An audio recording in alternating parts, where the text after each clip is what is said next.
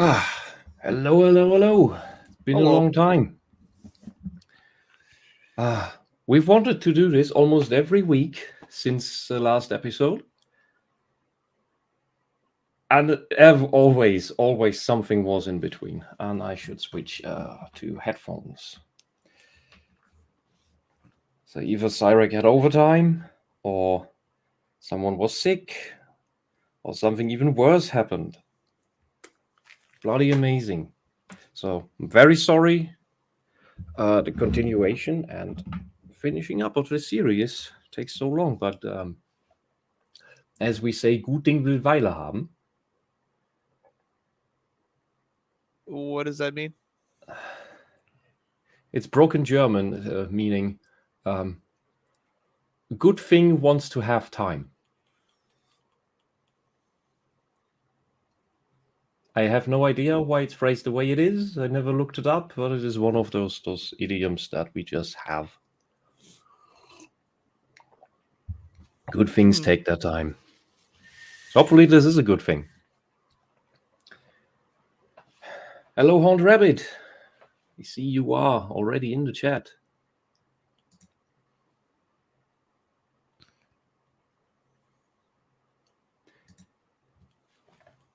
Cyrek, what do you remember of our wonderful topic? Victim blaming. That is probably the most apt too long didn't read we can give.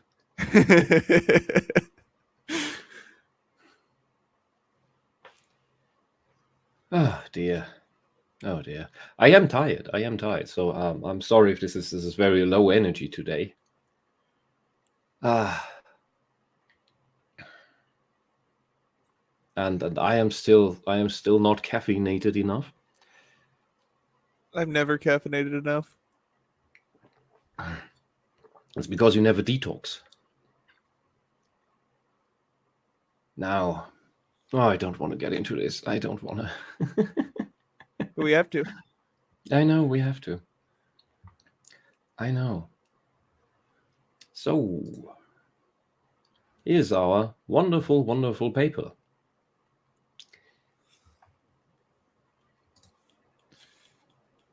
And we today will deal, last time we went over the treatment of embitterment with our extra episode of going over the astonishing wisdom therapy that contains not really wisdom, but a lot of esoterics there. Not a lot of therapy either. Yeah. And hello. Transconservative waifu. It's a beautiful name. Love it. I've seen transconservative waifu on LD streams a lot in the chat. Amazing. We have celebrities in our chat then. Yeah. So what we remember from wisdom therapy, it's a lot of babbling that doesn't really know what it's talking about, mentioning very superficial forms of meditation, westernized meditation that does not do what it's supposed to, especially not for these kinds of things. And if you have any understanding of PTSD, you know that meditation, it works up until a certain severity of it. After that, it only causes you instant flashbacks and the associated heart breakdowns with cramps and spasms and maybe suffocation, like all the wonderful things of severe PTSD. But yeah, right. We were just embittered.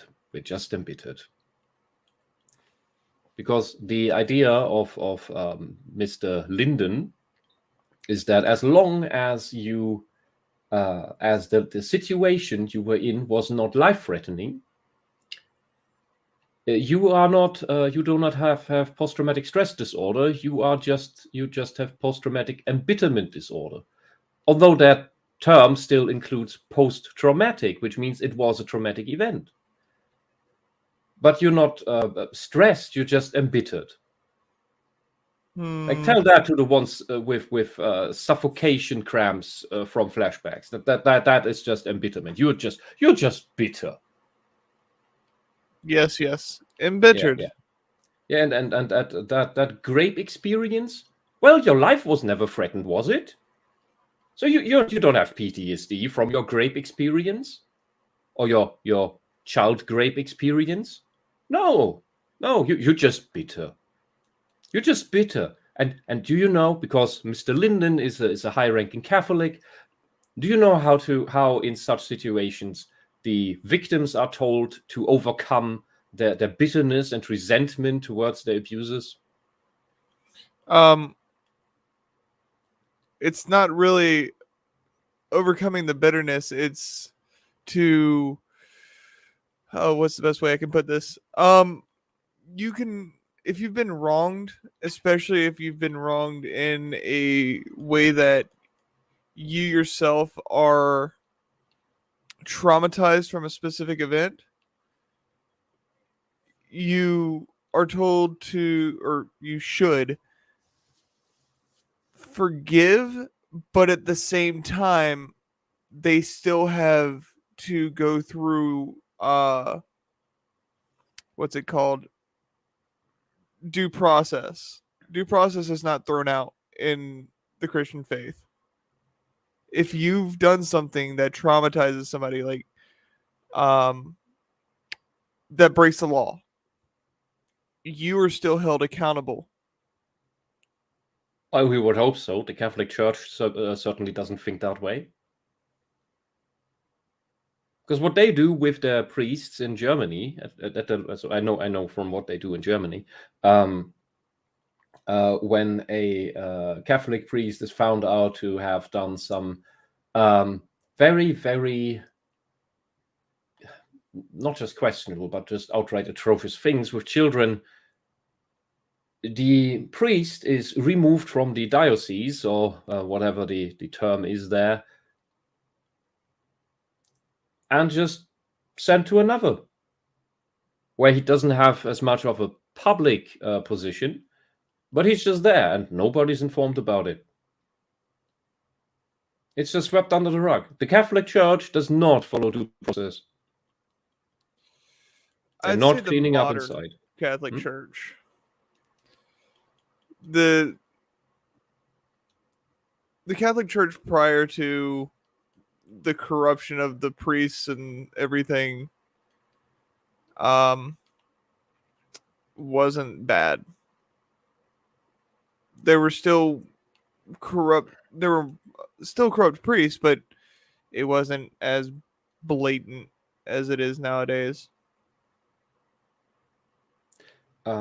What I was and talking widespread. about is how in cults, like Christian cults, for one, others do this as well, other religions do this as well.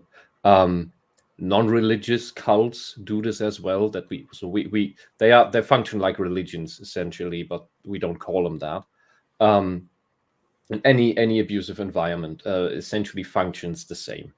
And in those, the actual victim is usually gaslit and then told to forgive and apologize to the abuser. And this thing of, oh, you're just bitter because the abuse wasn't deadly, that is the tool to facilitate that. And with his a third of the citations of this paper are referring to his own papers, which personally I find a bit sketchy. And another third is also mentioning social justice research. And if there is anything that Catholics and socialists do agree on, it's about sexually abusing children. And I think this just all fits the bill way too well. But yeah, that was last time. Let's see how our Lord and Saviour, Michael Linden, wants to get embitterment and PTED. So embitterment and post-traumatic embitterment disorder into the ICD and the DSM. The ICD is the international code for disorders, and the DSM is the psychological thing that you use in the United States. The United States uses the ICD for everything but the psychological. And this is where you get all your physical illnesses and such from as well. And it is chapter F that is the psychological chapter, in which in the United States you use the DSM. The DSM is a very messy thing that seems to have a lot of diagnosis creep. I think that is worth an extra episode at some point, maybe with some people with more experience in the American system, because I've heard a lot of critique about the DSM for exactly that reason. And the ICD, while being maintained by the World Health Organization, is somewhat subject to that as well. We just got the 11th edition of the ICD, I believe. I have not gotten a copy yet. They did, due to all the socialist activism, a lot of pseudoscience also gets into the ICD, because that's what they did with the whole trans issue. The activists, the socialists that got a hold of the World Health Organization, pushed for getting all trans issues out of chapter F because of stigma, and want to push it into the chapter for sexual health. Like at the end, it's I think it's even chapter Z. I am not awake enough to remember everything, but it's basically the addendum. They do this because they say, "Oh, we want to get rid of stigma for trans people." Yeah, but then honestly, why should the health insurance pay for any of my treatment? Because apparently it's not a disorder and it's not painful anymore. There's no pain associated with it, no suffering. It's like, because it. I'm sorry. It is. It is a disorder. There is suffering associated with it. And if you don't suffer, you don't have it. It's that simple. You may have something else. You may have a fetish or something, or some other issue. You may have Munchausen syndrome. You may have hypochondria. You may have a coping need for an escapism, where you blame that you use to delude yourself into, if you ever solve that, all your other problems that have nothing to do with your escapism will magically go away. That's not going to happen. But these and more are reasons why people falsely believe to be trans. So the latter example is suffering, but from completely different things. And if you solve them, anything else will also disappear. And hello, Stukov in the chat. Hello. So I get off topic again, but we need to at least roughly understand what the ICD and DSM are. Mm-hmm.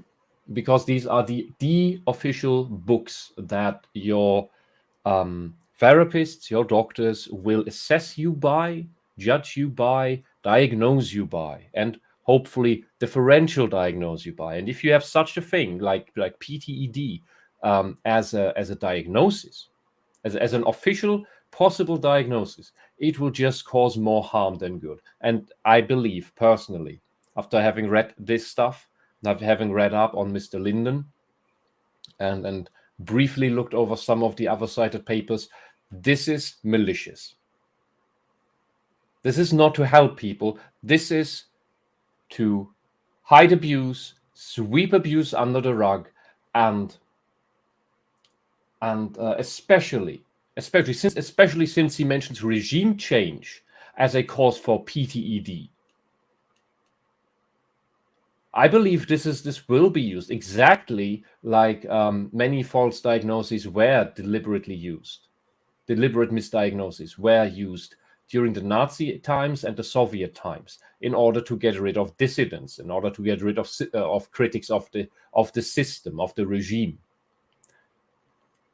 Because, well, the new regime is amazing and perfect. If you criticize it, you're clearly delusional, because a perfect regime does have no flaws. So how can you criticize it? You must be delusional. This is the same logic.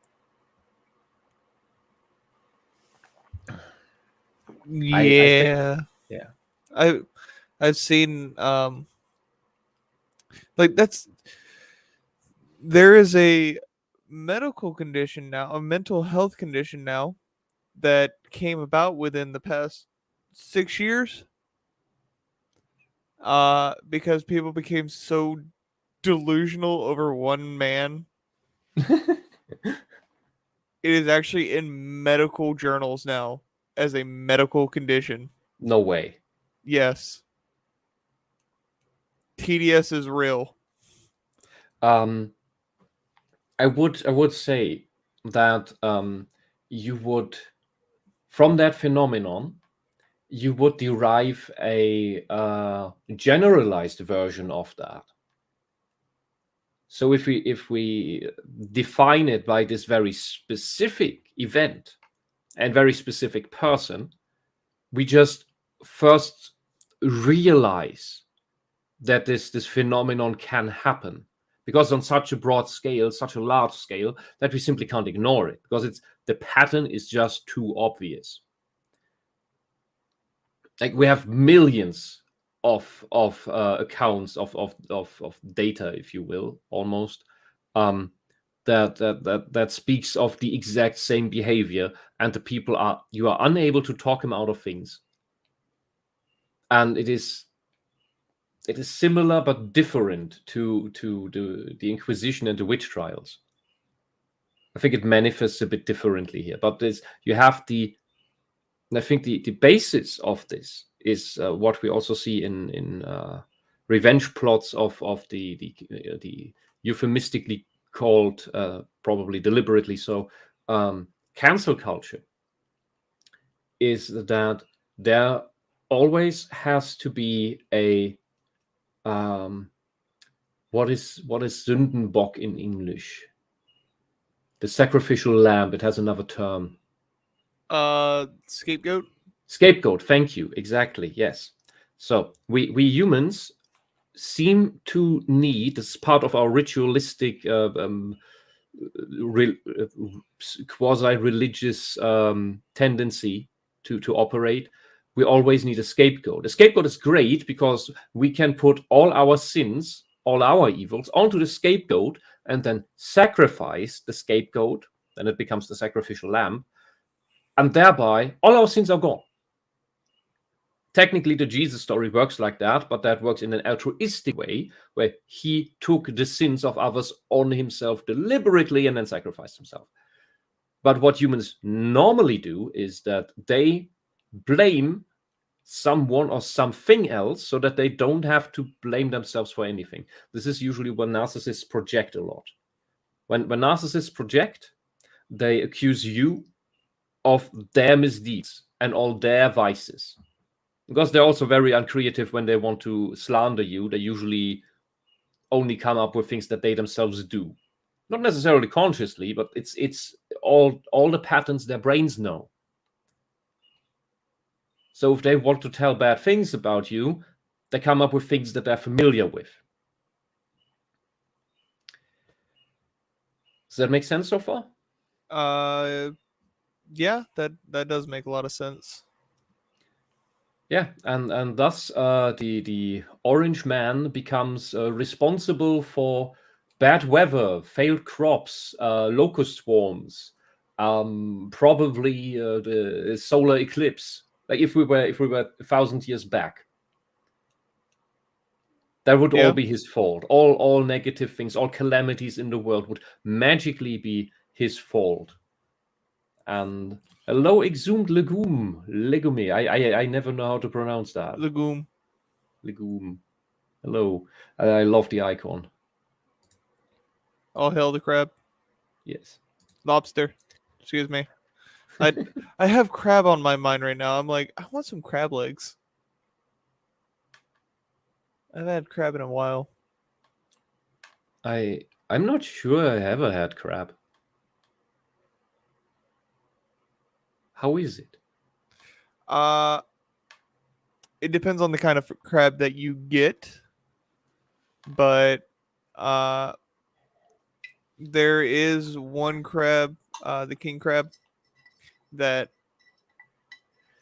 it, if cooked right, has a very mild flavor to it, and then you just add different sauces to give the meat a little bit more flavor. This comes from a guy who just yesterday told me that all whiskeys are the same, and he can't imagine not putting sugar in tea. Yeah.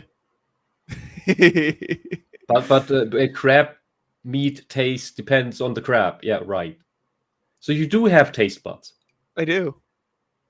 I'm just not picky whenever it comes to alcohol.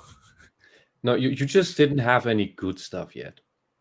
The thing with the good stuff is you don't drink it for the alcohol, because the alcohol is just a carrier of flavor, similar to fat. Fat carries flavor and increases flavor, and so does alcohol. So for the connoisseur of alcoholic beverages or tea, if it wasn't making you woozy in the head, I believe those people wouldn't care. If they really drink it for the taste, they wouldn't care whether it makes them woozy or not. Because I certainly don't. But then again, I have this same genetic anomaly that my father has, where we don't get addicted to substances, at least not psychologically. So we have the physical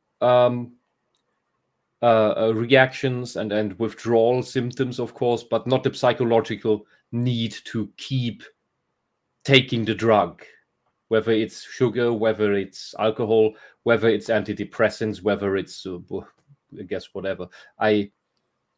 Although I would find it interesting, it's probably a bit unethical, but I would find it interesting to find people with this genetic anomaly and test how they react to substances like heroin. Whether there it is solely the physical withdrawal that makes them want to get back to it, or whether there is a psychological need after all. It's just so low that with any of the lesser substances, it is not noticed. But then again, sugar is allegedly more addictive than heroin, so I don't know. I don't know. Off topic. Hello. Oh God. We do that a lot. It's yeah, a just given. because. Yeah, well, I'm avoidant of this horrible text. All right. Let's get into it. The sticker on the screen here. So, embitterment and PTED in the ICD and DSM. Although descriptions of this disorder, meaning PTED, appear already in the work of Kraepelin, he means the guy from 1916, the book from 1916. That is, was it 1916? Let me check. It's loading. Can you please jump down? Thank you. Ja, Kraepelin. Psychiatrie, ein Lehrbuch für 1915 für Studierende und Ärzte, klinische Psychiatrie, Volume 3, Volume 3, Edition 4. 1915. I think that's a bit old. Yeah, it's a bit too old to be citing. Yeah. I mean, you could pull basic ideas, but yeah, but the thing is, this sentence here, no, just a sentence. This sentence here already says a description of this disorder, meaning PTED, already happened in here. Although in this, as we see in the second source, and if you remember from previous streams, was called querulent delusion. That he, with some gymnastics, makes the exact equivalent of his post-traumatic embitterment disorder. So post hoc, he declares that Kraepelin describes his thing. And that also means that post-traumatic embitterment disorder really means querulent delusion. Delusion. You are delusional. You're not traumatized. You are delusional. That is his trick. How he will dismiss real victims of sexual abuse, for example, of atrocious regimes. Think of China. This is what is going on. Or if you are of that, if you are more of a Russia hater, think of Russia. Mm-hmm. Critics of the Russian regime would just be called querulent, delusional querulence. Does that sound more appealing to you? Because you may just only be able to understand this if we talk about other countries that you don't like and not the ones that you are in because you like them. Maybe because you only understand it if we talk about the other party that you hate, and well, because you can't see that your own party may be doing just the same and might love to have a tool like this to call all your enemies this. Because I'm pretty sure that all the people on the Democrat side would love to call all the Republicans delusional querulants, especially during the last two major crises that we've had. With the climate change stuff, and of course the impossibly unbelievably deadly and infectious virus that humanity has ever seen. I am sure they would call every critic of that a delusional querulant. More than likely, yes. Yes. But do you people think that if the Republicans were in power, like whether under the Trump administration or regime, as you would more likely call it, and if there came another Trump regime, would you fear that regime would use this tool against you and call you the delusional querulants? Because you should fear that, no matter who is in charge. This is one of these tools that only exist to be abused. Just like any sort of destroying anonymity on the internet, destroying free speech, because this is the result. It will be used against you. The only way to not have these tools abused is to not have them in place. You have to be this is where you have to be the bigger guys and say, oh, we will get rid of these tools, like Obama promised, and then just use them more than anyone before him, than Bush before him. You do not get rid of this crap, it will be abused. That's it. And just because you are on the levels of power now, doesn't mean that you will use them consciously. Only conscientiously. The only way to do that is to get rid of them. But yeah. Tangent. But all right, first sentence. Fucking first sentence. So, although descriptions of this disorder appear already in the work of Kraepelin over 100 years ago, there is only limited recognition of it in research and clinical practice. Yes, because it's crap. Because it's not practical. A reason for this might be that embitterment is a reactive and assumingly understandable phenomenon. Oh yeah, people wanting justice for the abuse done to them, want the world repaired. Yes, you got raped, and you want your rapist to be put behind bars. Let's say. How's the thing with the pro pedophile Supreme Court nominee going?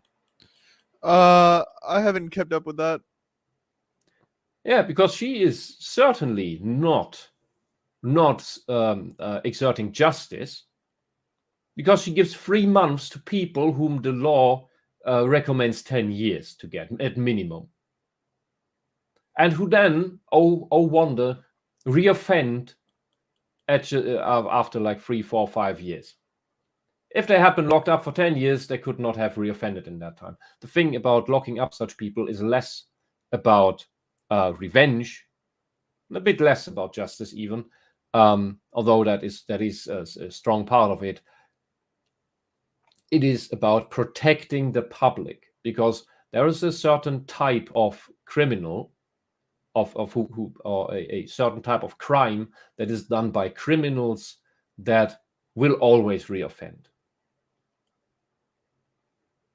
Or almost, let's say almost always. It is so likely that it is just naive to the point where we can and maybe should assume malice even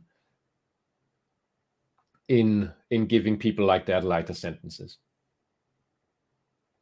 Corruption happens everywhere. Why it happens? Doesn't matter.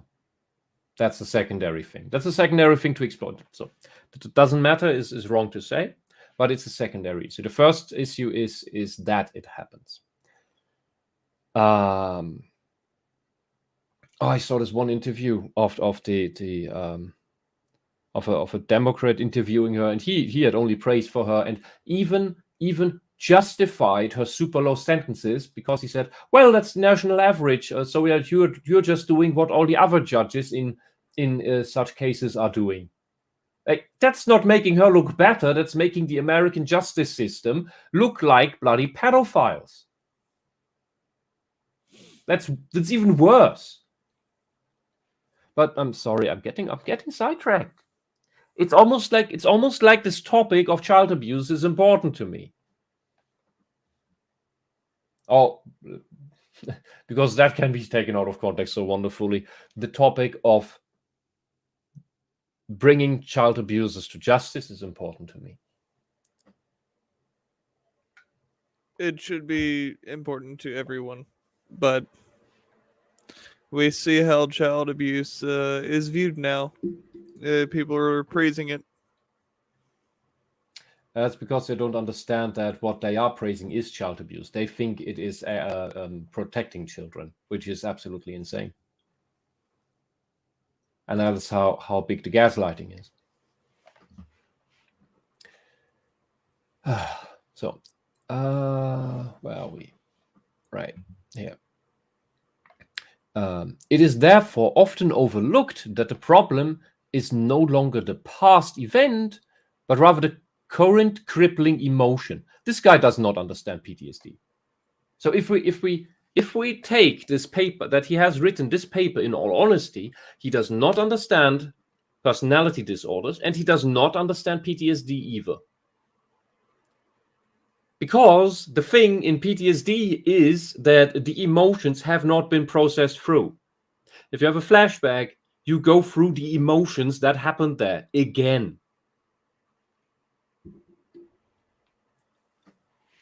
Only once the memory is processed, that part is processed out. You still know what emotions you had, but you don't re-feel them. So this here is absolute crap, absolute nonsense. So by the way, here's a very mean thing we can make out of this. Dear Jews who survived the Holocaust, you know where I'm getting with this? No. Well, the event is past. Oh. Yeah. Dear Black Americans whose ancestors were slaves. Why are you still bitter? Why do you have this current crippling emotion? The event is past.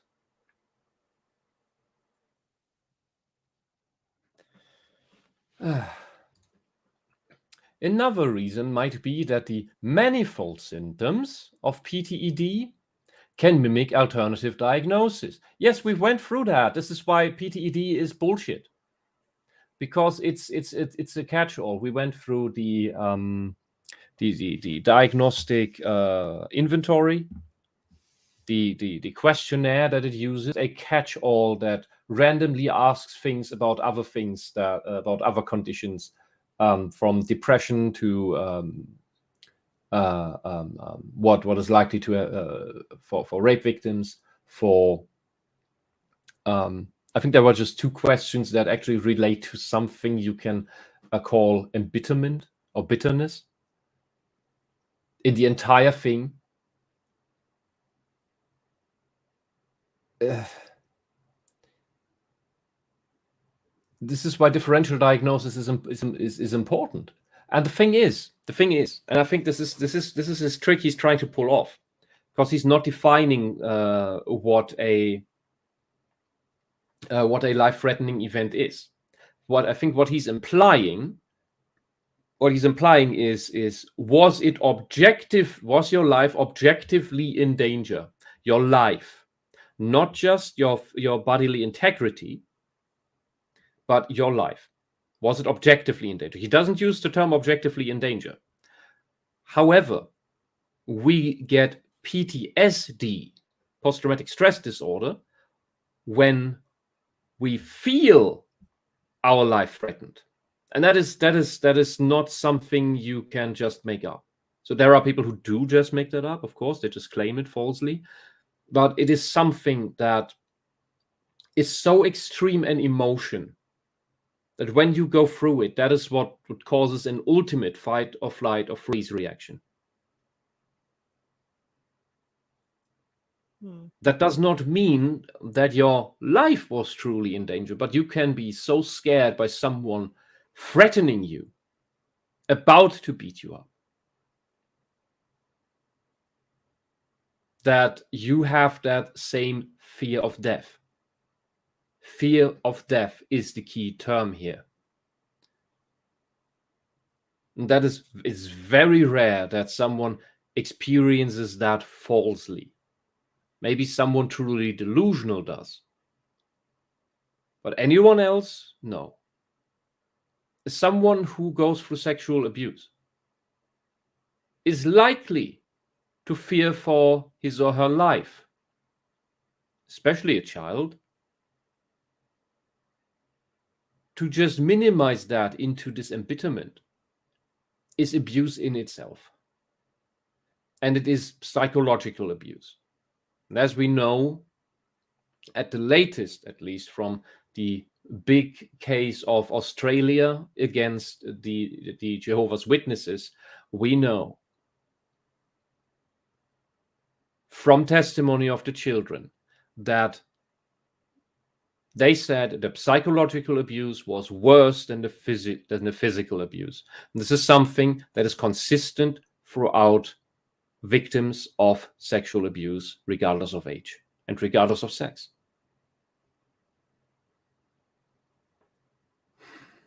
And here is our Lord and Savior, Michael Linden, trying to psychologically abuse everyone with real PTSD.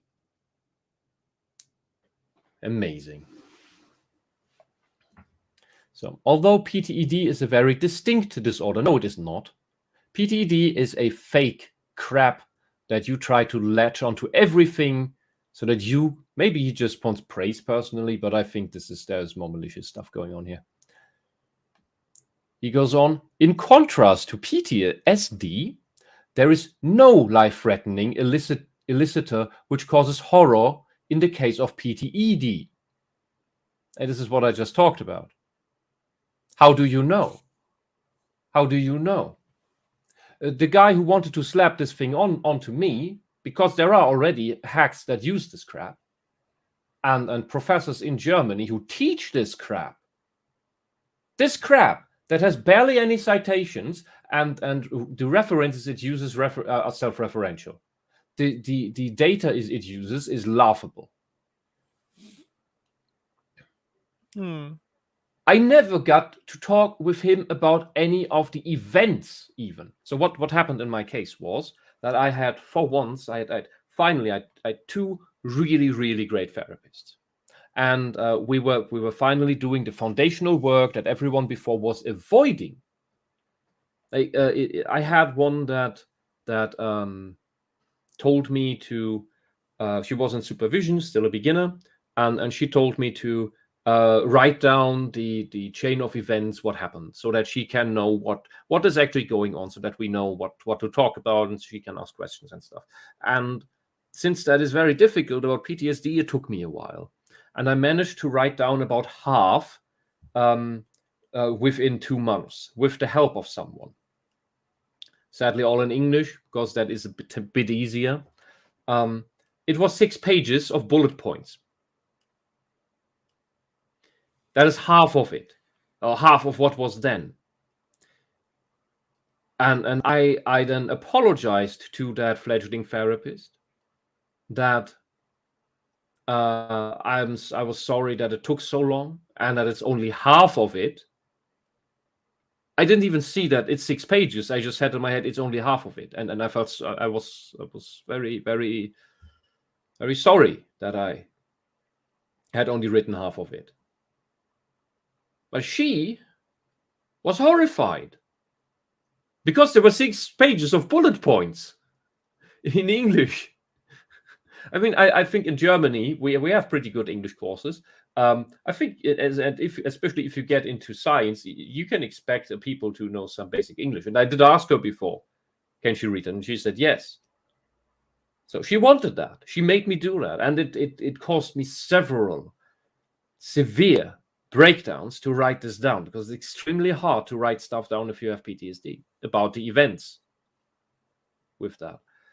And every time I asked her, well, have you read it? Have you read it now? And every time she had another excuse. Oh, she doesn't have time. Well, she has to prepare the session. If you prepare the session, like what are you doing there if you're not reading this? Or the aftercare of the session. And finally, at the end, she always wanted to do her own stuff. This is okay. She wanted. It seems like she wanted to push me into a borderline diagnosis, which is a bit ludicrous if you understand that thing. Because she eventually had this, because she always wanted to do the skill shit with me, and the skill shit for borderliners is not just about teaching people rational thought in the first place, because borderliners lack that, but also for coping mechanisms to distract themselves. And that is very, very benign things, like doing a crossword puzzle, doing what are other pathetic little things, like playing town, country, river with yourself. These absolute basic childish things to distract your mind. Not only does that not work with my bloody autism head that does 3 thoughts at the same time, which is sometimes a bit annoying, that does not catch my interest in the first place. But that is not the problem.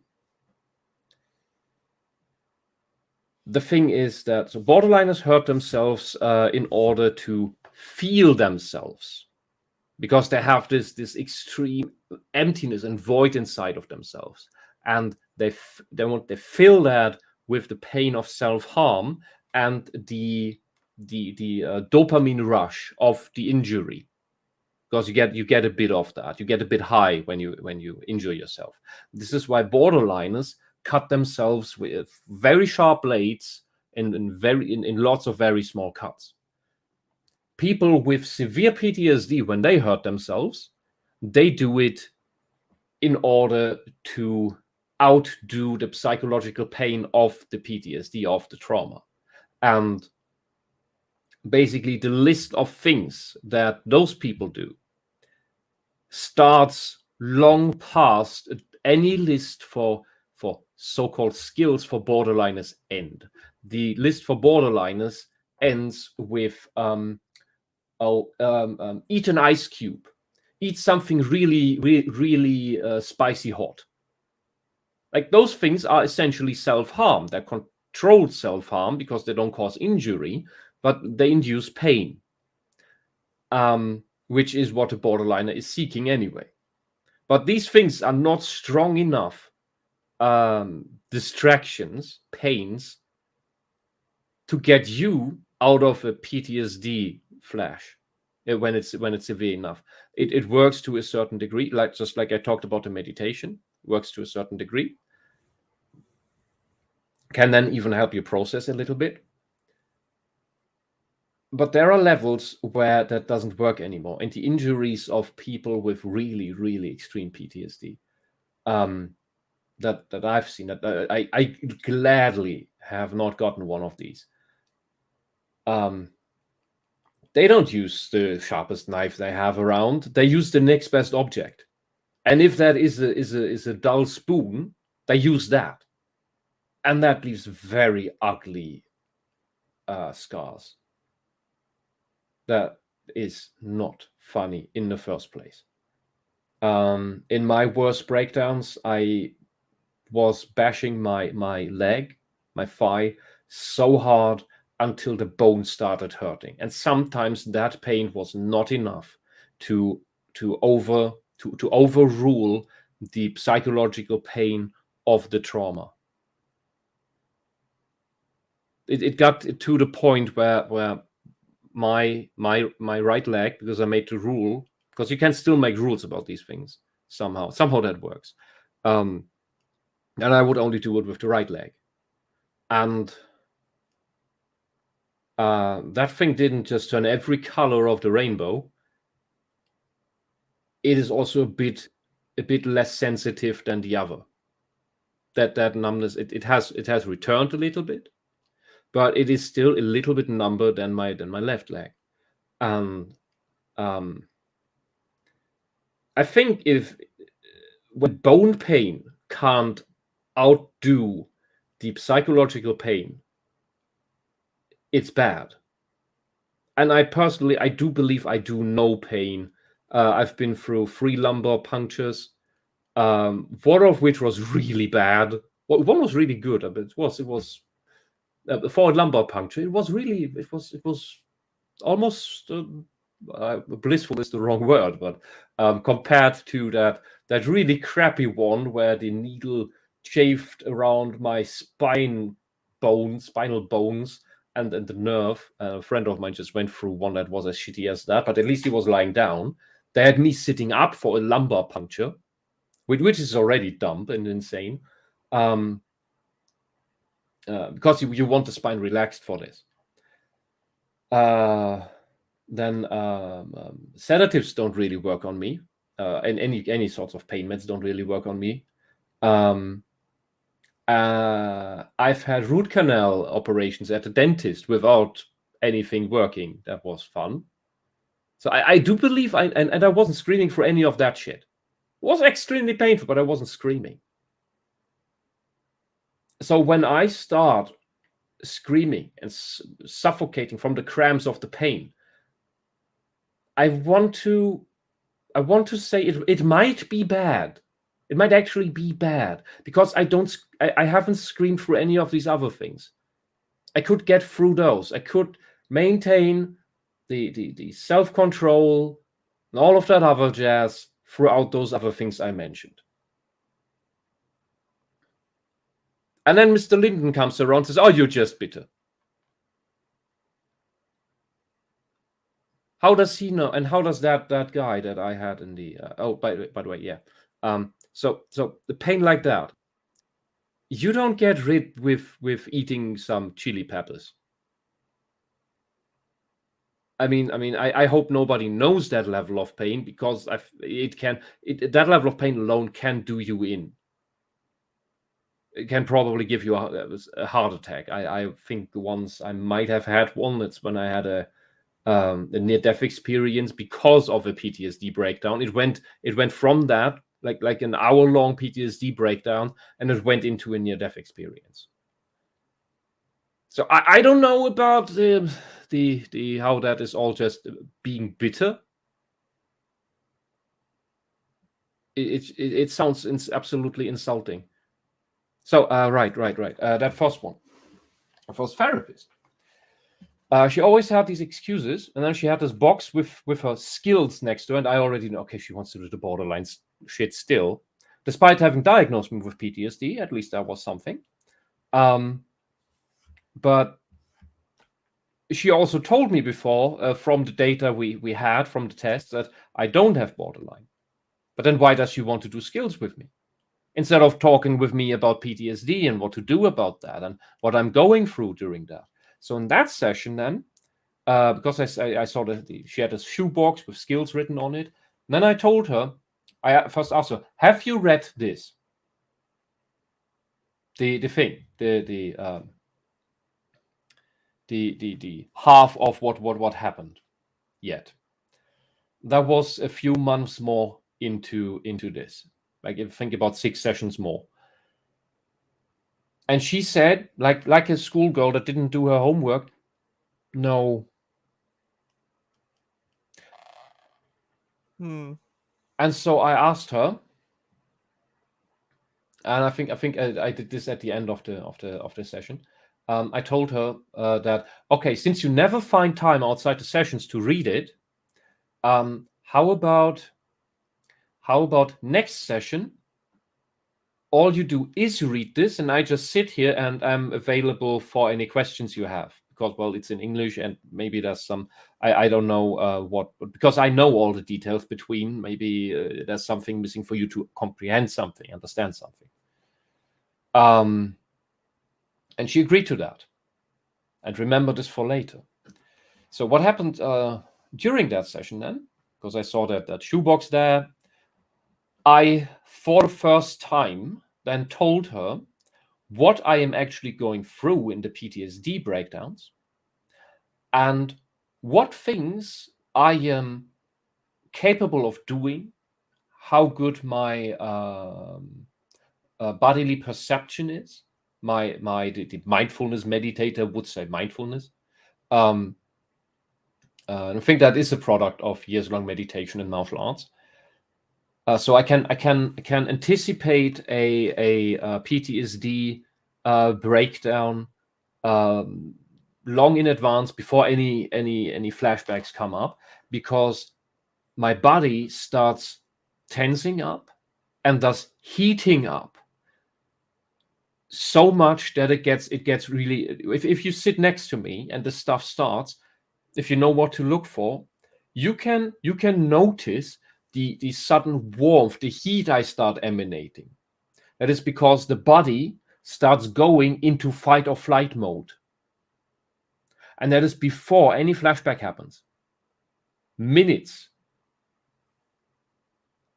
And so in that time, when I notice that, I can already take preventative measures, like start breathing exercises, start cooling down the body. That is very important, because when you cool down the body, it can't remain in that fight or flight state, because the body is a feedback machine. And then other little things. Get some of my sleep meds ready, because they're very soft. This is more like a what do you call it? A food supplement, but it's full of all the stuff that makes you sleepy. And it doesn't put me to sleep if I go through that, but it turns the severity down 2 or 3 notches. And that makes a big difference. Because when you're you can be too tired to have a breakdown. Because, well, when all the nerves are shutting down or depleted, and, well, there's nothing to have a breakdown with. So things like that. And I told her all of this. So what I actually go through when one happens, the worst stuff the light stuff that can happen, up to the worst stuff that can happen, and what I do against these. And then actually at the end, because I'm an artist, when I do try to look at people, but the more concentrated I am on something, or the more stressed out I am, the less I do it. So during that explanation, I forced myself to check on her once in a while if she's still listening or zoned out. And every few minutes, I checked on her, and she looked more gaunt and sleep deprived. Like she was visibly aging and going pale and growing bags under her eyes. Like real black circles under her eyes. She was fine in the beginning. Just the pain, telling her of the type of pain I'm going through and what actually happens in this. devastated this young woman who was still in supervision so much. This woman had never in her life heard of any real pain, much less experienced any problems in her life, I am pretty sure. And that's when at the end, she then said, she was exhausted. I was so used to all of this stuff at that point that I was almost recounting it in an almost robotic fashion. And it's still not easy to do so, but it's like, okay, I've said this a 1,000 times now. What the fuck? And she said, oh, you already know everything. That's what she said. She said, you already know everything. And she took a shoebox, and that was it. So after that, she didn't open the shoebox because apparently I already knew everything. Well, she certainly didn't teach me what to do against the suffocation cramps, because that U.S. Army veteran had to teach me, someone who has experience with PTSD, because that's you have to manually move up your diaphragm in order to push the air out and let it back in. It's a very painful procedure, but at least you don't suffocate anymore. And it is, I would say it is just as painful as the suffocation itself, just in a different way. But you're not suffocating. So what? So fucking what? Yeah. So after that, I proposed to her, hey, why don't you read this then next session when I'm here? And then we can start on actual work and maybe get on some treatment stuff and whatever where you think I should go, maybe, because the beginners she's apparently in over her head there. The next session I came, and she agreed to everything. The next session I came there, and the first thing she told me was that she is aborting the therapy. Which, of course, caused a major breakdown in me, because I just had lost all hope, and she had obviously broken her promises. She also still hadn't read the bloody thing. And I'll spare you the details right now because I want to get through this paper and not have another breakdown. It's a bad, painful memory, and don't think I break down as I did back then, but it's not really necessary. The thing is, in her report later on, she wrote that she does think I have borderline. She didn't diagnose it, but she says it's likely, and that I was uncooperative in the therapy. That I was uncooperative in working with her. Regardless of whether you believe my tale, just judge the tale itself.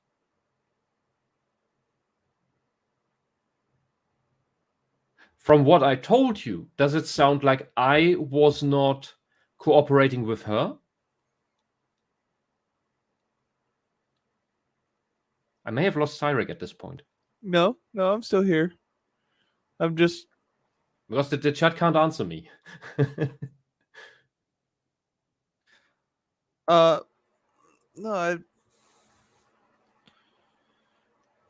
Do you need coffee? I do.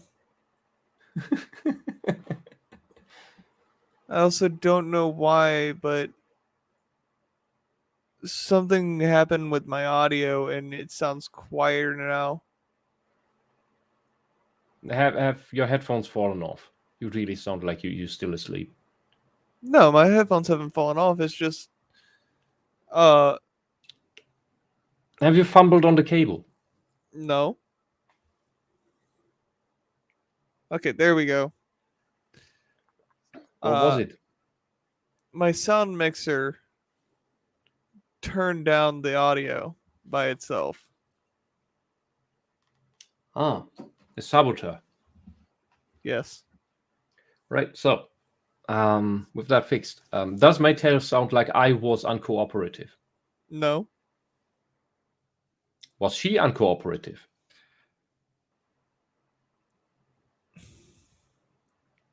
That one I don't know. It didn't seem like she was uncooperative, but She made me write that recollection of events to have a basis for, and then always promised me to read it, but never did. And then I asked her, well, then read it in the session. And the next session, she cancels the whole therapy.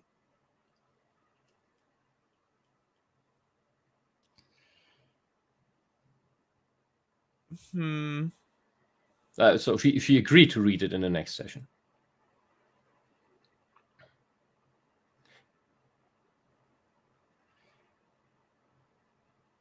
And she still never did? Of course not. She canceled the session. I don't think she ever touched it. Do I sound avoidant of doing the skills thing with her? No, you don't sound avoidant. Does she sound avoidant in doing certain things? Yes.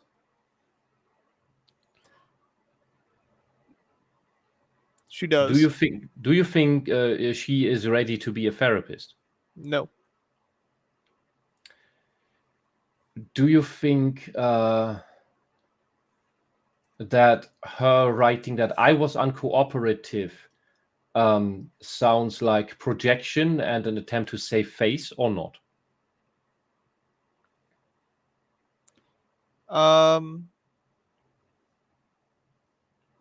Yeah. It more than likely is a way to save face. Yeah, because, well, she can't admit that she's a failure at something, and I wonder why someone like that. And it took me a long time to think this through. Although it does look rather obvious, but you're in a situation where you don't understand why things are happening. You can't process anything anymore because your head is full of the trauma shit. Well,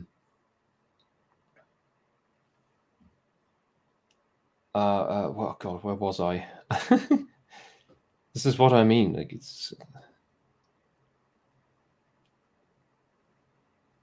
I cannot imagine how people like that can ever help anyone with psychological problems above the psychological equivalent of a stomachache.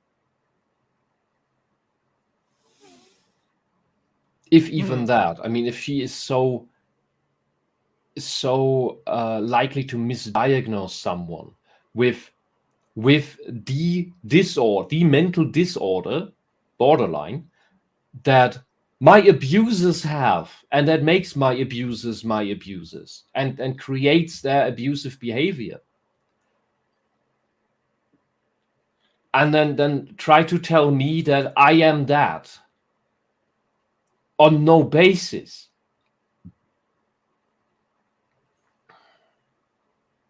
As I have no nice words for that. And this happens a lot in Germany. Borderline is massively overdiagnosed, and because of that, also not properly treated.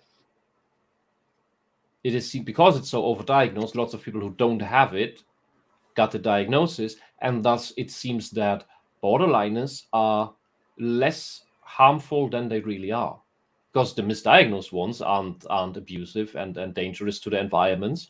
The ones that actually have this condition, they are dangerous to the environments, at least in a psychological sense. And then you have those who incite violence against others, often for things that they make up in their heads. And that is where the danger comes in. But yeah, I rambled on this topic for quite a long time. This little anecdote. It gives context, though. Yeah. Anyway, so that is an example of a bad therapist I had. I had two good ones. However, both had to drop me for. I can't even complain about that. Because first one, because she went into retirement. So first therapist I ever learned something from. She went into retirement and only wants to finish the people in her private practice. And another one took me over in that place, and there was a young woman again. Oh, she was really good, and she had empathy, and she could she was not destroyed by the tales of my pain and what was done, because she wasn't emotionally immature. That first one I told you about, she was emotionally immature. She could not deal with the negative events of other people, with the pain of other people. That is emotional immaturity, and can, if strong enough, be called narcissism. And a narcissistic therapist is a useless therapist, if not even a detrimental, harmful therapist. So, second one, I did half a year of going through absolutely every psychological disorder that there is, all the basics, including some of the more outrageous ones that I was accused of, slandered by my abusers, so that friends would drop me, would be scared of me, not interact with me anymore, not believe a single word of me. And we did that properly. Not just have your here's your questionnaire, now tick all the boxes that you think might fit. No, we did every single one in an interview, with explaining and asking, well, what does this line actually mean? Because some of these are very misleading, because it's not obvious for the patient what the line really means. Like a lot of people tick the box of, do you sometimes feel empty, in a borderline questionnaire, because they don't understand what it even means. Because the emptiness of a borderliner is a permanent thing that has always been there. While someone who doesn't have that can misinterpret an exhaustion and a depressive phase for feeling empty. But those feelings have absolutely nothing to do with what a borderliner feels. It is similar to when people who just don't like themselves suddenly think they are trans, when they don't even know what a real trans person with gender dysphoria actually feels. Because how could you? How could you? So people don't know what it means. Then they interpret that in like, yeah. Sometimes there were feelings where I felt meh. And then they tick the box and get a point in something that they shouldn't get a point in. But we went through all of these things. And it turned out, to my surprise, I didn't have anything. I only had PTSD. And of course, the autism and the gender dysphoria, which are not relevant to this thing. Only the PTSD. I was not even depressed. Like, the thing I learned from the older therapist that retired was the very fact that, because I was also accused of being depressed, of course, that, no, of course you're not. Like, I just came in, we talked for 5 minutes. She said, no, of course you're not depressed. Who told you that nonsense? Because you can have depressive symptoms. A depression, however, has to stand on its own, with not another condition causing the depressive symptoms.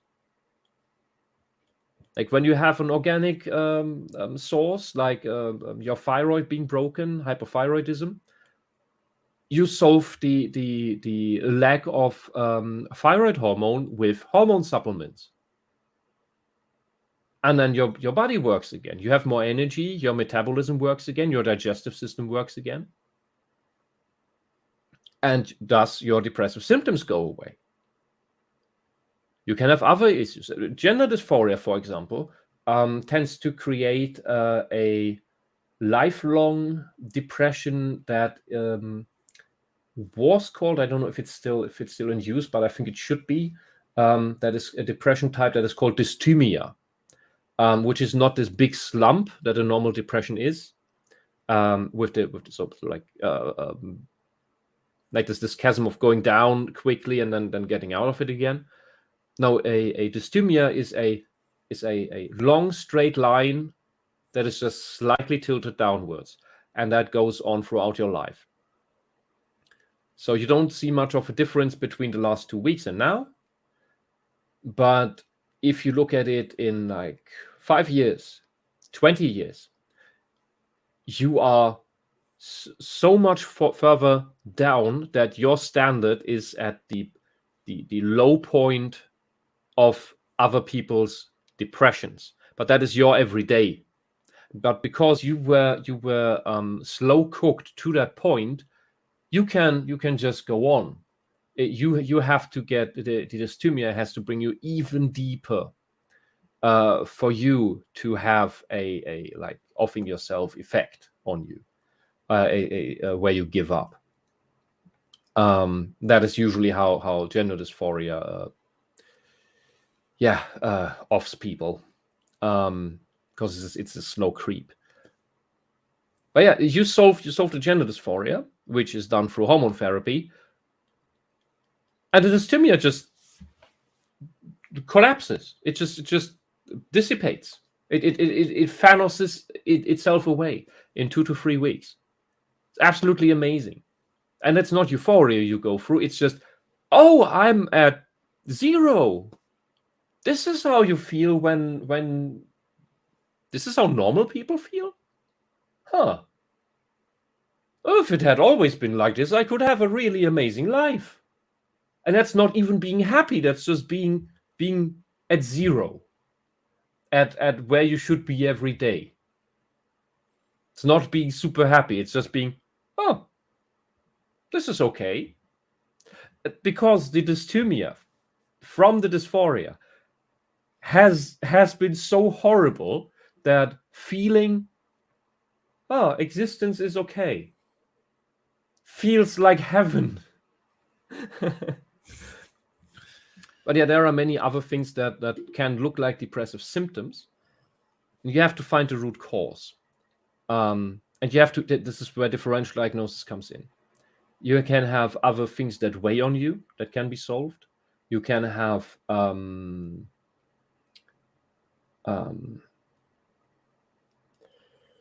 PTSD, for example, causes depressive symptoms mainly through the exhaustion of PTSD breakdowns give you. Because after that, you are mentally depleted. If you've ever been through mental depletion, maybe after your biggest exam in university, you can't think anymore. You simply, it's not possible. And you just lie down, you lie there, you can't, you don't feel like going for a drink, you do not feel like playing a video game, you just can't process anything anymore. You can barely move. Once you sit down, you can barely move. You may not be able to fall asleep yet, but you can just do nothing. That can look from the outside like a depression, but really you are just neurochemically depleted. And with PTSD, with heavy flashbacks, panic attacks, that can happen quite often. But that is not depression. When you're not in these states, well, you don't look depressed at all. You can laugh, you can enjoy things. I mean, look at me. Do I sound depressed to you? No.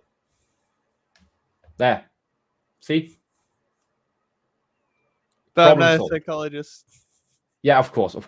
But I mean, we've laughed a lot, and you praised when I was talking about a topic of passion, something positive. Yes. How did it as well, and how you enjoyed that even, which is very, very sweet. With a real depression, I couldn't do that. So point being, and I think I talked about what to do against actual depressive symptoms, really, which is in part do some light exercise, because we need to pump up that fuel to the brain. And oh, but I'm depressed, I can't do light exercise. No, that's your excuse, and that's the depression trying to keep the self-destruct mode going, because that's what part of what depression is. The positive side is it is supposed to have you pseudo hibernate to regain energy. But if it doesn't go well, it turns into a self-destruct mode with an isolation spiral that you also need to work against. But I'm getting sidetracked again. Bloody hell. So, older therapist explained that to me for one. Then had to go into retirement, which is a nice thing. And then the young one, we did 6 months, half a year of doing differential diagnosis with everything, and came to the conclusion, no, I don't have any of the shit I'm accused of by the horrible people that destroyed my life, slandered me. Basically, did the cancel culture thing before the term was established. And then she went into what's it called? I keep forgetting the English term. Motherhood thingy weeks? Maternity leave, yes. Thank you. And another guy took over, and all he should do was write the report from her notes, because she had taken extensive notes. And she had actually read the stuff I had submitted about what had happened, various summaries I managed to write at certain points, and so on. And also the one actual traumatic event that I managed to write down. Several more I haven't managed to write down to this day. Was the most severe one, most vivid one. And she had read all of that. And she wasn't whiny like this first one, this horrible little, well, it wasn't little, but mentally, I suppose she was. And then the next guy comes. Oh, and she, the good one, even said one thing, one mistake I had made in all of that she said that, and she's heard that a few times that people do something like that. I'm not saying what, but in times like this, like something that you think is better for everyone else, where you drive people away because you intend to off yourself so that it won't hurt them as much. So that it won't hurt them as much. That is a very different approach to how a borderliner goes about this driving people away. A borderliner drives people away out of absolutely delusional nonsense, and then wants them back, and then does it again and again and again and again, and it wears people out. People who seriously want to off themselves,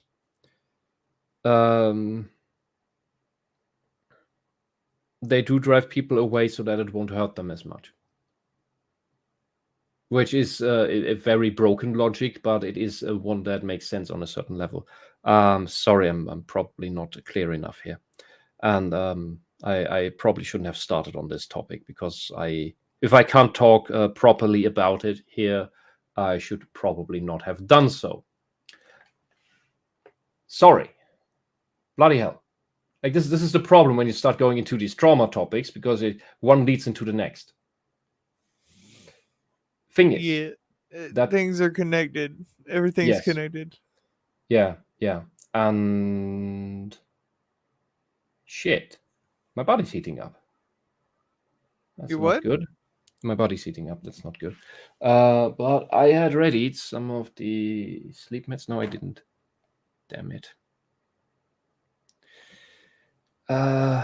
Okay. I finished this bit up, and then I'll make some sleep meds just in case. I should have been more careful. I'm sorry. This is why I'm so pissed about this PTED thing. It like I said, the TLDR is It's victim blaming. Mhm. Oh, you feel bitter towards the people that traumatized you and destroyed you. Well, that's just you. You should get over it. No, that's not how that works. Yeah. And Horned Rabbit said, what you just described is similar to me wanting to have normal eyesight. I've had to wear glasses for so long, I forgot what it's like to see stuff normally. Yeah, that's why I tried out contact lenses, and bloody hell, it is. There's a type of headache that's gone with the contact lenses. It's amazing. It's the field of vision is so much bigger, and I can do ball sports again, for the first time, because I actually hit the ball because I can anticipate where it's going. Because otherwise, it's outside the glasses. It's doing the glasses distort the trajectory that it takes. So that's why I was so clumsy in sports, because of these heavy glasses I had. Yeah, so do try out contacts. It's a bit annoying at first, but it's you very quickly get used to contact lenses, and there are much better ways than they teach you at the optician. Yeah. Anyway, because I took so long to get to this point, the guy who then took me over and was supposed to just finish the whole thing, he didn't. He then decided that, nah, I don't care. He did the PTED questionnaire with me, where he even talked me into giving it higher points than I wanted to give it, and then decided that I had this instead. He threw out 6 months of hard work of differential diagnosis, where we also talked about some traumatic events. He threw it out the window, admitted that he hadn't read anything about my case in the first place, and then slapped this thing on me. And he was the last guy at that place with approbation.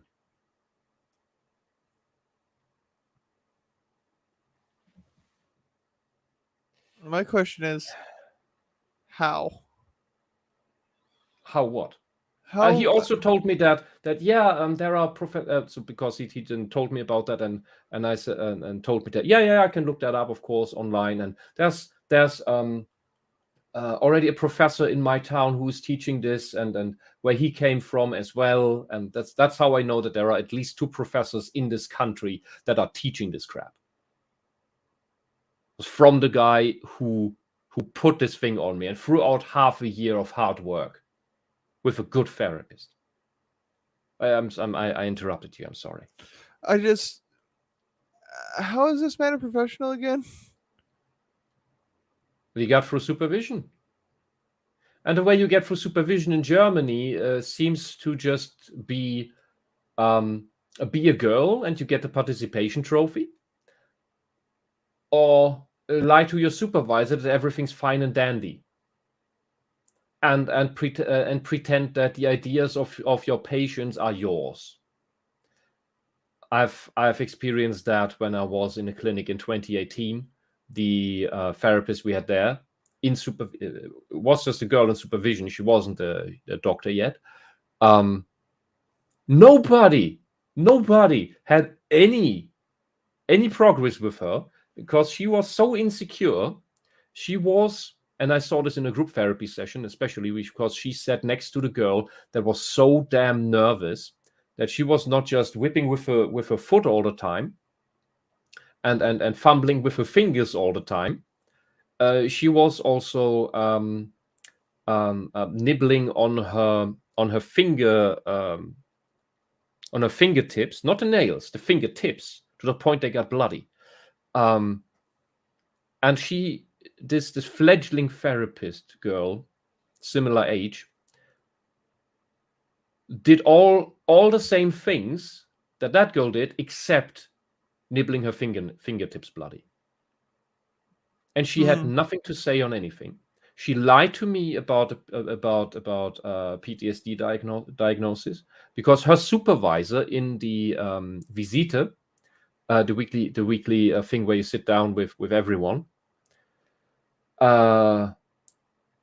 ordered her to do PTSD diagnostics with me, and she still avoided it.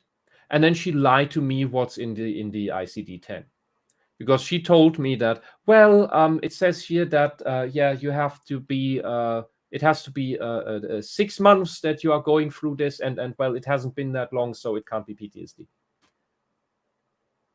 It's not 6 months. How long is it? Couple of weeks. Couple of weeks. So technically, we could start saying 2 weeks, but the way to be safe is 4 to 6, because 2 weeks is the normal processing time for traumatic events, and only if it remains, then we talk about PTSD. It's not 6 months, and even then. That was just the re-traumatization. That was 4 months before that happened. And of course, 2 days before I got there was this really bad thing, which was all part of this whole monster of crap. The initial trauma was from 2011. But we weren't ever even talking about any of that. She insisted some Freudian bullshit that, oh no, you must feel bad because there was something in your childhood, something with your parents. Like, what the fuck? There's this thing that just happened. This absolutely atrocious, impossible thing where I went through something that I later learned caused a psychological death in me. Yeah. I'm certain it's not that wrecked me and severely traumatized me. It must be something that happened in my early childhood. You fuckhead. Bloody hell. And my childhood isn't clean, sure, but it has nothing to do with these events. Yeah, childhood is something different compared to the other stuff that's been going on.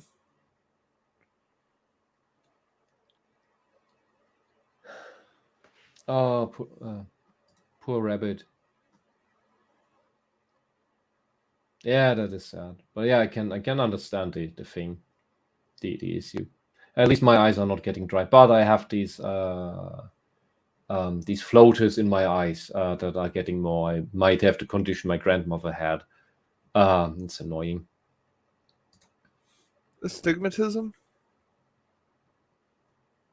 Yeah, that's short-sightedness. No, the thing where you have little bubbles in your head, not in your head, in your eye, in the what's it called? I don't know the names of it. Like the fluid in your eye. Oh, where you see like the little floating bugs. Yes. And I had one of them in my left eye since I was 5 years old. It always annoyed me. And I think it's gotten a bit more lately. But, well, not that important. Yeah, good luck, Horned Rabbit, for your laser operation. That is... That just before I hit the -8, the health insurance I had would have covered for a laser operation, but just as I hit that, they removed that, as well as coverage for contact lenses if you hit -8. That was great.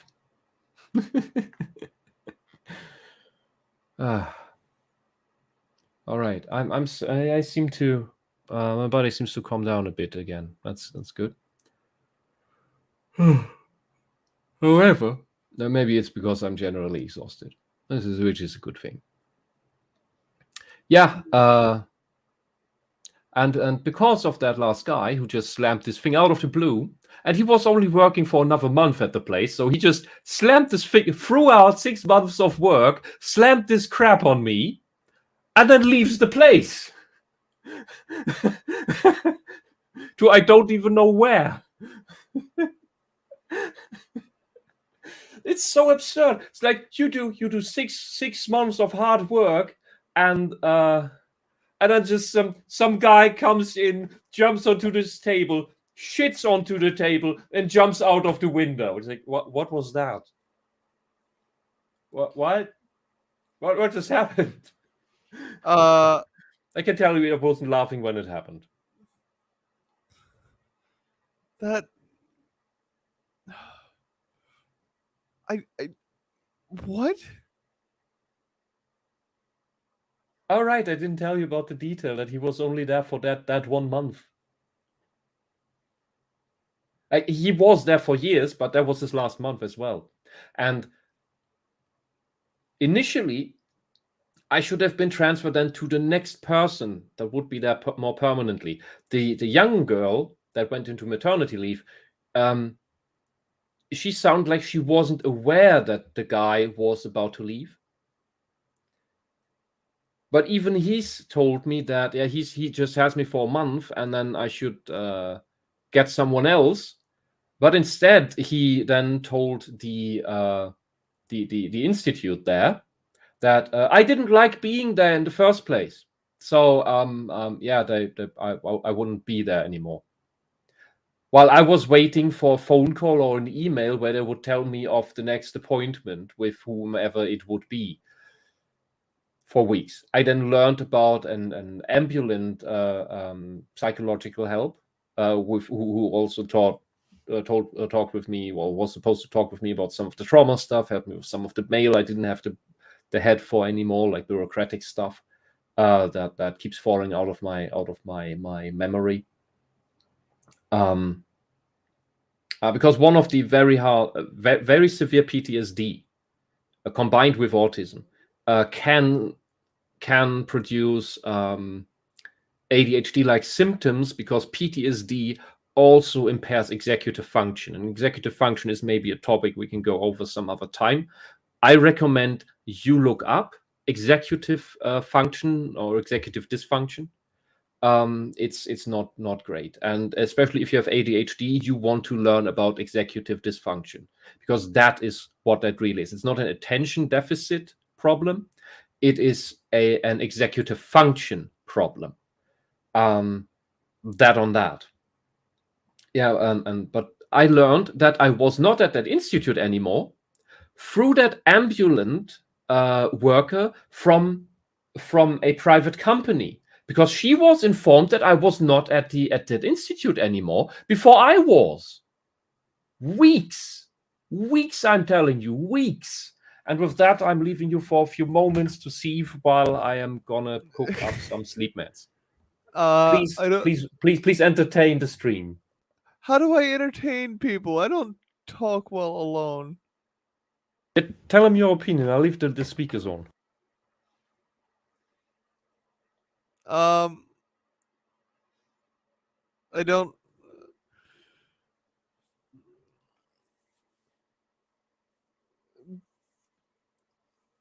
I have literally nothing that I can talk about in relation to this. I'm You not have an so well opinion, versed. share it.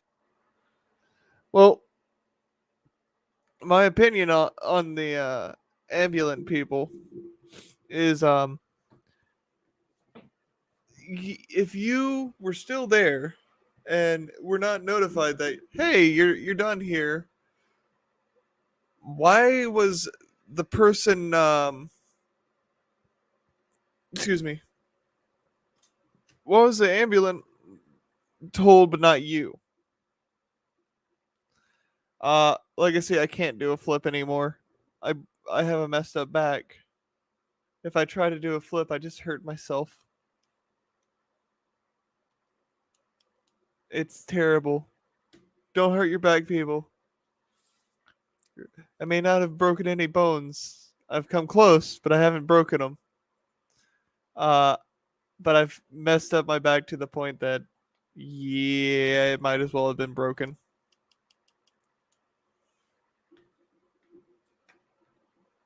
Yeah, I can't do a flip anymore.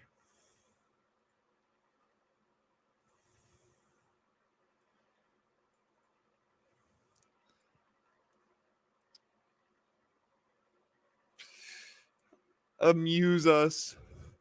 I'm only here for the people's amusement. And I am failing horribly. Yeah, so I still need to wait for the water to cook. You can hear it in the background probably. Maybe you can refresh our memory on moral injury. I'm back in a minute. Moral injury? I don't even remember us talking about that. Goldfish brain, remember? Oh, blah, blah. I keep forgetting that people don't have my think like I do. I see. I make that mistake as well. Like, I have goldfish brain. It's there. I take notes, and then I look at my notes and I'm like, what was I trying to say? Oh God. And I can even say one time with professionals, because look at all the therapists I've had. Yeah. You remember all your therapists.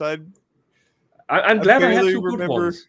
I barely remember my high school teachers. Oh God, don't remind me of those people. The only good ones I had in the natural sciences. Everyone else was a failure. A failure or a communist agitator. Or trying to make us read child grape books.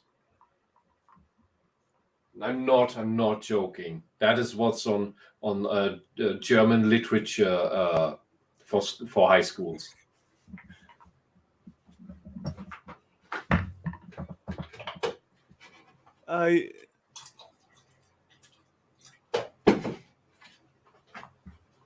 Like, why do you make 16, 17-year-olds read short stories with explicit descriptions of the abuses of prepubescent boys?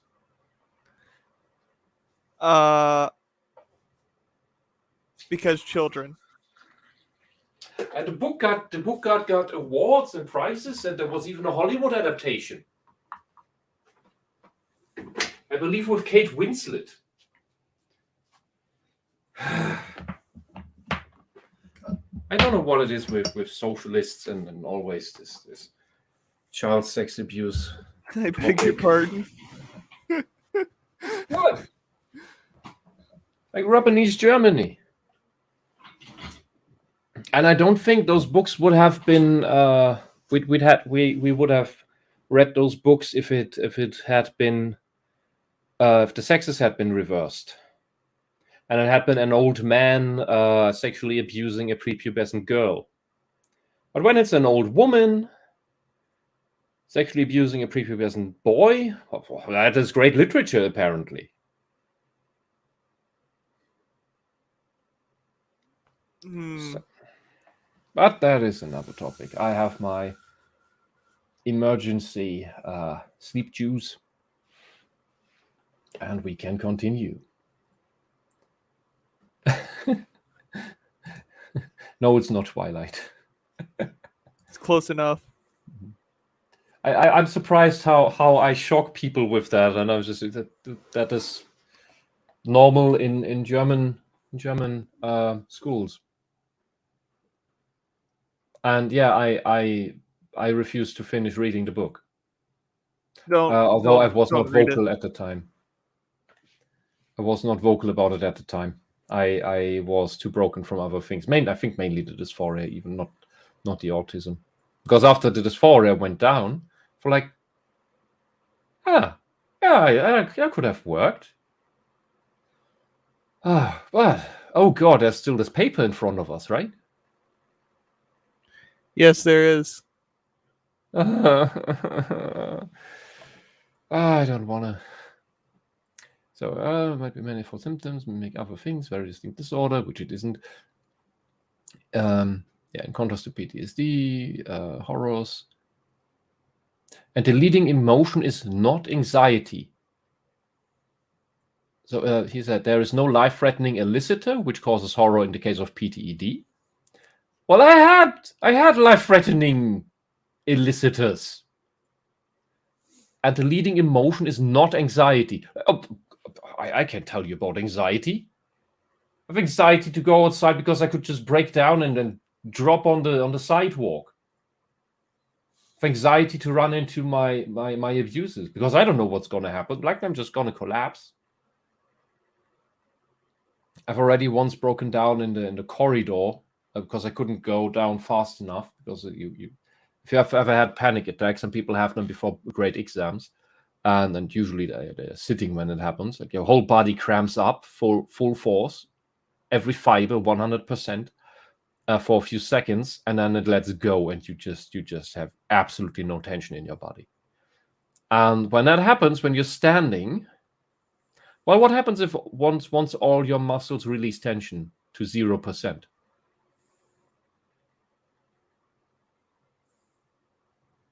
You can do this, Cyrek. Can I? Yes. What happens when all your muscles release tension? You feel relaxed? What if you are standing in the middle of a room and that happens? If you're standing, you need to prop yourself up on something. How? You have no tension to prop yourself up with. Imagine every muscle in your body has 0% strength. You just crumble to the ground. Yes, you collapse. Just and what I somehow manage to do almost every time, to my own surprise, is that through the tension, the hypertension, I manage to bring myself down very slowly. And then this is very painful because you're working against all your muscles. And all your muscles, the muscles and the counter muscles, they're all tense at the same time. So because bringing myself down slowly, because it only can go slowly, you can't do that fast because you have to work against all the muscles. When you're down enough, it's not so bad when then the muscles release all at once because you're already on the floor. But there was one time when I fell in the corridor and I had a black eye and I had a huge I don't know what you call these a black spot, a bruise on the temple, on the cheek. And for a couple of days I didn't even know where it came from because apparently I didn't notice the passing of time, so I must have knocked out myself that way. Even I don't know. What is happening? The cat noises are back. Yeah, and your microphone is suddenly much louder. I don't know why. Hold on, let me fix that. How's this? Yeah, that's better. Yeah, so it is possible through this hypertension to go down, but you require a lot of willpower and a lot of body control to do it. But you need to in order to be safe. So, but point being, anxiety. Yeah, bloody hell, because those are panic attacks. And they can be induced just through the flashbacks. Or through trying to puzzle something out of what happened. Why did something happen? Why did someone do something? You have to understand the part of solving PTSD, processing it, is first you have to understand what actually happened. And when you're dealing with these psychological abuse stories that are extremely complicated, the picture you will get in the end that replaces this absolute chaos, this unbearable chaos, is an absolutely ugly picture, because you will realize that some people you thought were good people are really monsters, because they were just wearing masks, and you believed into that the mask was the real person, but really that person never existed. To your brain, that still feels like you've lost that person, who might have even been a years-long friend. In abusive relationships, this happens a lot. And I believe we can see such a thing with the currently making headlines, Will Smith, about his obviously abusive, probably psychopathic, sadistic wife, that he is still madly in love with. And I'd say at this point he seems torn. Like he's at least seems to be in cognitive dissonance at this point, because this process can take years to accept the fact that the person that you love is just the illusion in your head that the abusive person put there in the first months of getting to know that person. That's what you fell in love with, an illusion. And to realize that that is not the real person, but there's really only a monster. To your brain, it is like the real person dies, and you can have sorry, and you can have you can grieve about that, to the point of something that's called complex grief, that some people claim requires real people to die. But I disagree with that, and I'm not alone with that disagreement, because to your brain, that person that you've known for 4 years is not just dead, it's which is bad enough. That's a great loss, that's a great tragedy. But instead, that person that you thought you knew has been replaced by an absolute monster. Like some horror movie where suddenly the movie monster crawls out of the skin of a loved one. That is absolutely horrible, and very, very hard to process. If you are not severely forced to accept this, if you can somehow dodge this fact, this reality, your brain is likely to make you run away and cope, and reject evidence of others that this is actually a bad person. Which is why such people have it so easy to manipulate the people who still believe in the mask being the real person. And I think I still hear background noises, Cyrek. Like, do you? Windy noises and stuff. Yeah, that's better. That's strange. You were hearing them before. They've been great. going the entire time. Yeah, now it's normal again. I think my mic is peaking. Oh, maybe. At random intervals. Maybe something tries to autocorrect all the time. I think so. Yeah. Yeah. This whole thing is this in itself is a traumatizing event, when you have to come to the realization that the person you thought was a good person, and that can be your spouse, that can be just someone in your friend group, and then it turns out that is a bad person, a malicious bad person, like a child abuser. People don't want that to be real, because it's such a horrible thing. Because you think, oh, I always knew this guy or woman, and always got help with little things, and even helped me move, and it was always pleasant, and we had board game nights, and I can't believe that this is a bad person. You must be mistaken. And that's where this is not malicious gaslighting. It's habitual gaslighting, and it's something that can just happen because people. So it will still hurt you the same way, but it's not done out of malice. It's done out of the unbearable possibility of an incomprehensible truth.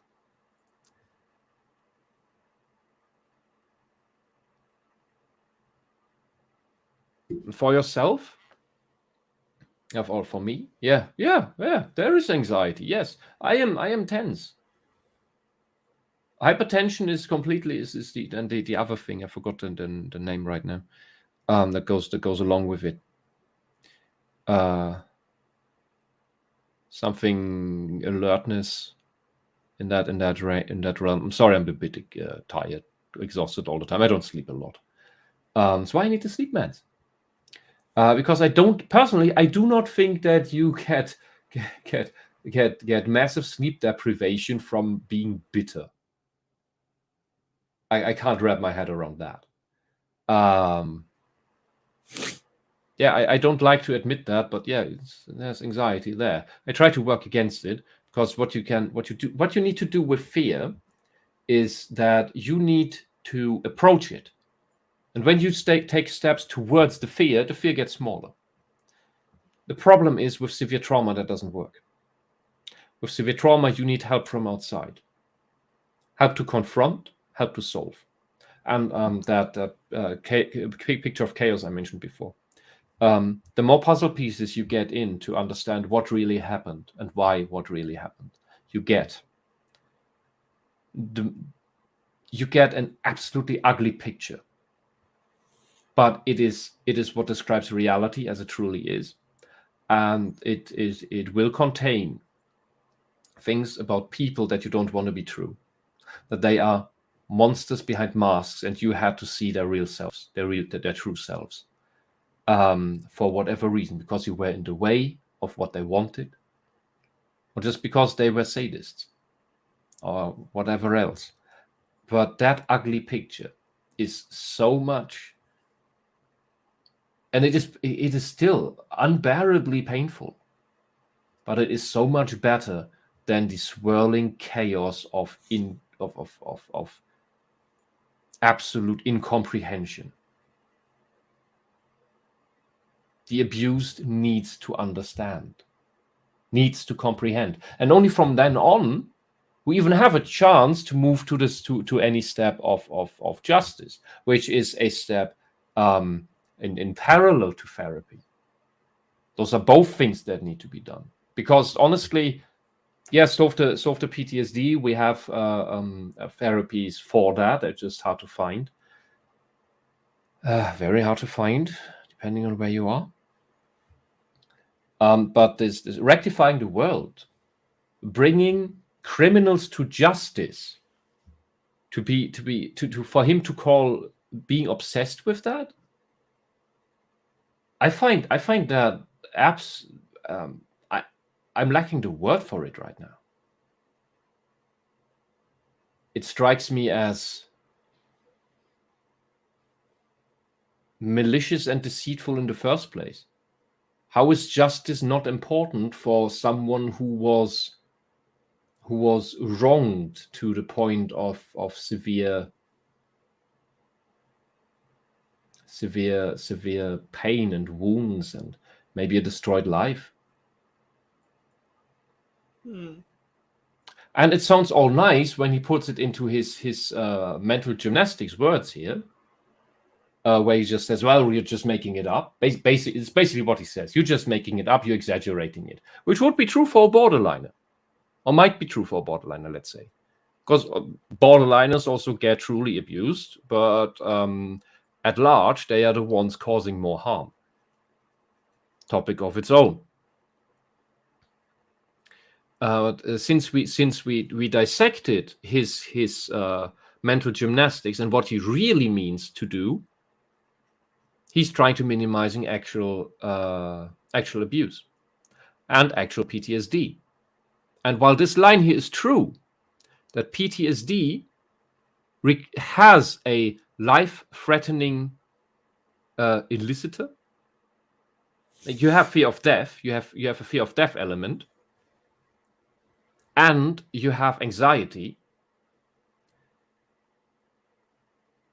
He dismisses this and tries to replace PTSD with PTED before. That's what he did before in the paper. And this also calls into question how this guy could diagnose me with this crap, because I talked about these two things especially. So they would rule out PTED by this line. Yet that's ignored. And I believe in part that is because that guy just ignored everything that was done before, and he was supposed to redo the PTSD examination with me, or deepen that. We had done that in with this in the 6 months, and he was supposed to deepen that, because that was the only thing that showed up to have a positive to show a positive diagnosis. But he just washed it away. And I just wonder how. But if we look at the inventory, the questionnaire for PTED, it does not ask any of these things. It does not ask for life-threatening, for fear of death. It does not ask for anxiety. It rather let's look up. We can just look this up here. Ooh. So what did we have here? Negative life experiment, injustice, relation, breach of trust, distinct emotional arousal, and reminder of what was happened. This is a PTSD element, for fuck's sake. So aggressive. Most of it's PTSD. Yeah, I know. I'm just looking for if there's an anxiety question. Drive is reduced and seems to be blocked. Yeah, this is either depression or we can add what's it called? What was it called? Executive function into this, because this is also done by PTSD. Experiences himself as a victim. Yeah, I don't know, when people deliberately destroy your life and even admit to it. I don't know. You shouldn't see yourself as a victim, but you should not use the term for yourself. But if you are the target of criminal harm, technically that's what you are. A feeling of helplessness, blah de blah, for not having prevented the event, unable to handle it. This is also PTSD, for fuck's sake. This is also patient blames him or herself for not having prevented the event or being unable to handle it. So this is PTSD as well as survivor's guilt. I hadn't thought of that before. Survivor's guilt is something that you have with PTSD. But now you're embittered, according to him. Fucking hell. Patient does not care about what will happen to him or her. Does not even know if he wants the wound to heal. Now, this is stupid. This might even fall into borderline, because they love staying miserable and using that for pity points. Patient suffer from somatic symptoms, sleep disorder, loss of appetite, fatigue, tension. Yeah, this is lots of this is catch-all stuff. Patient shows phobic avoidance of people or locations related to the event. This is PTSD. Phobic? Yes, phobic. That's actually used properly? I thought we didn't do that anymore. No, the term can be used properly. Also, he started this inventory, I think, in 2001. So there was a time when these terms were still used somewhat properly, although certain pseudo-phobias were invented already in the 80s and 90s. They just didn't catch on.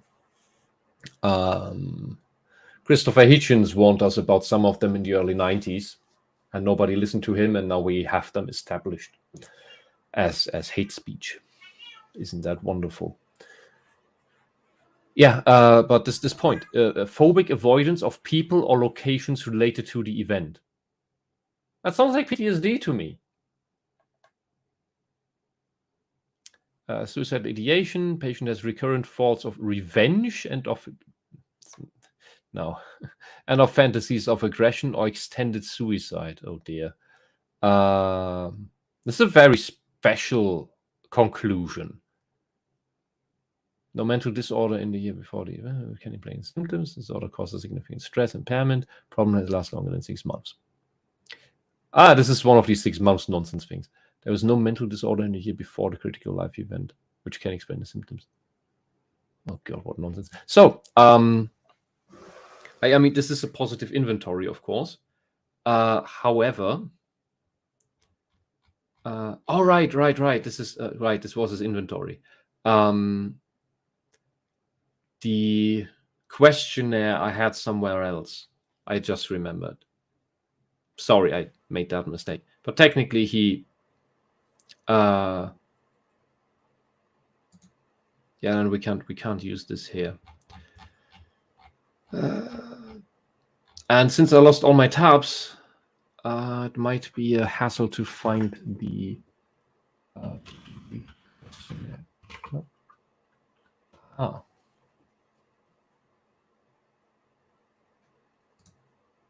Here is a self-writing skill that might be that is a PDF. Fuck you. I'll be right back. Yeah.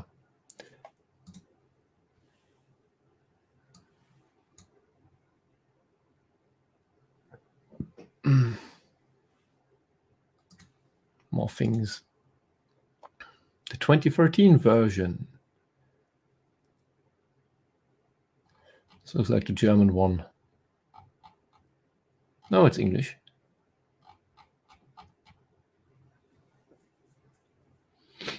Oh, this will be interesting for later.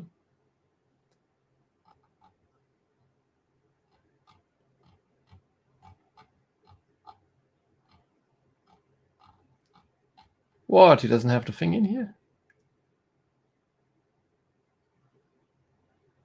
Okay. Here's still. Yeah, I've seen these. Okay.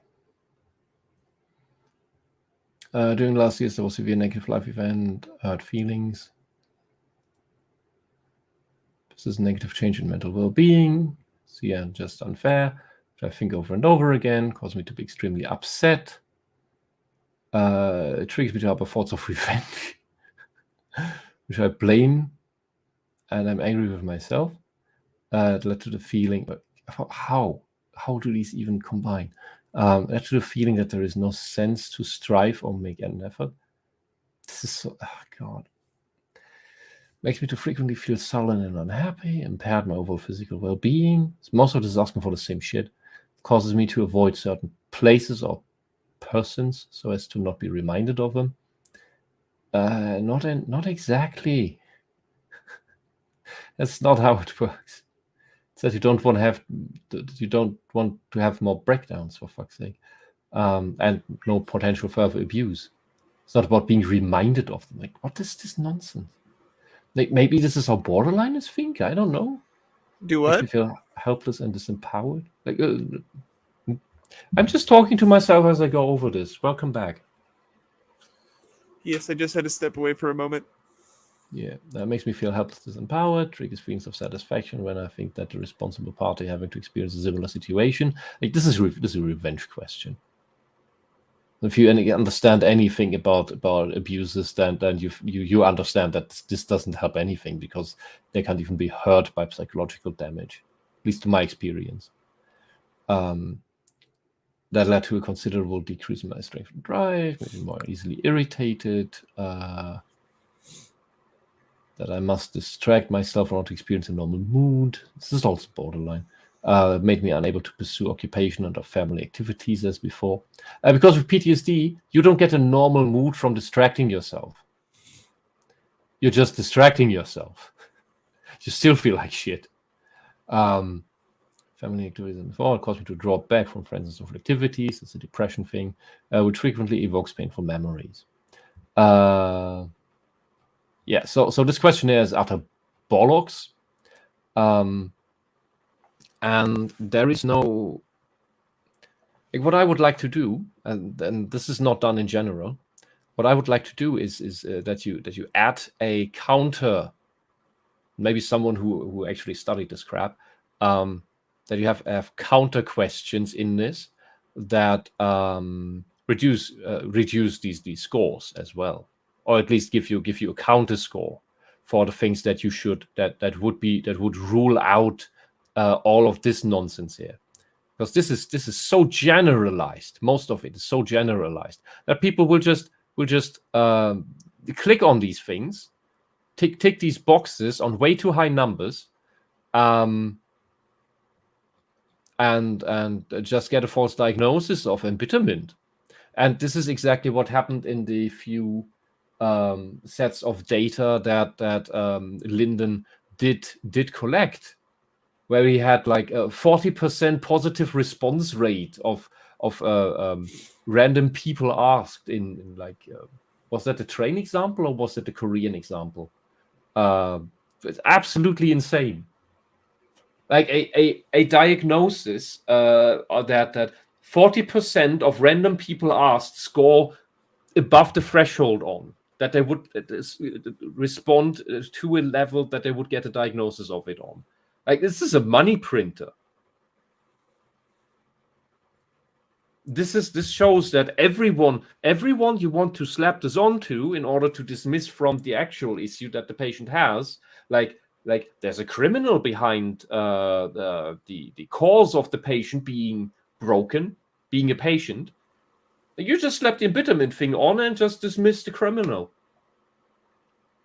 If a normal population has a 40% positive response rate to this, either there is a real bad mental health crisis or this tool is bullshit.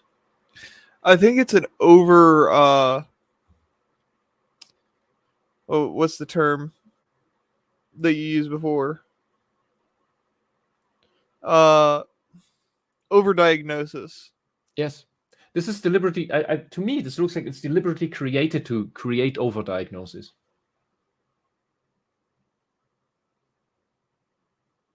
And look, even in his thing, and triggers me to harbor thoughts of revenge. Revenge is a very low response of people. Very, very low. And it is a key feature of what he wants. Of how he wants to diagnose this. What was the other embitterment? Yeah, embitterment is such a broad term that is not properly defined that everyone clicks on it. Bloody everyone. Mm-hmm.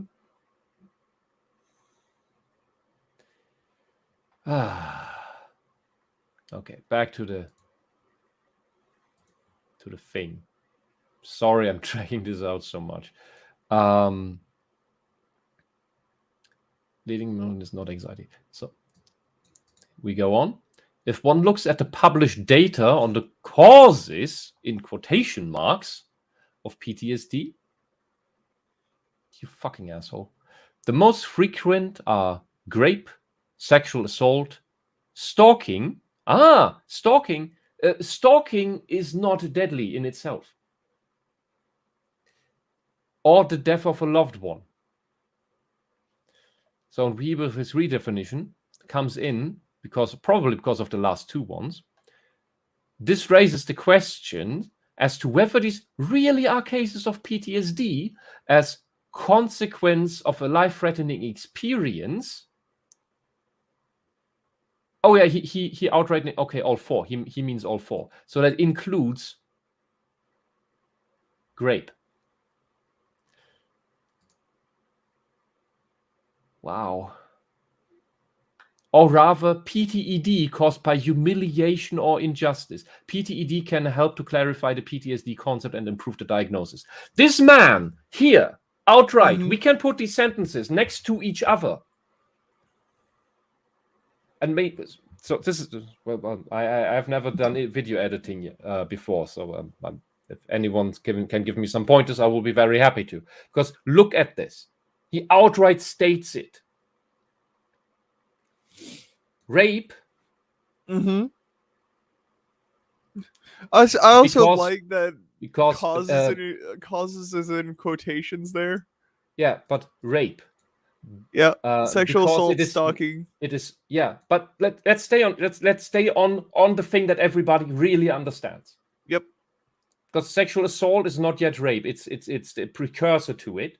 It can be the product of complete misunderstandings, which is rare, but it does happen. But borderliners have done this shit to me, for fuck's sake. So, but get back to rape. Everybody understands rape. Let's concentrate just on this. Yep. Because this is so obvious. He says that because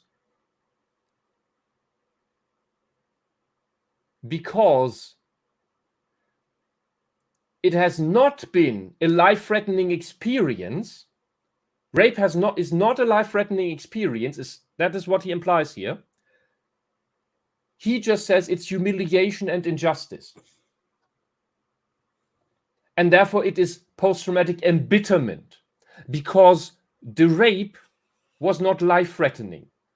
He implies because it was not objectively life-threatening, you therefore cannot have fear of death. What gives you PTSD is fear of death, not whether it was objectively life-threatening.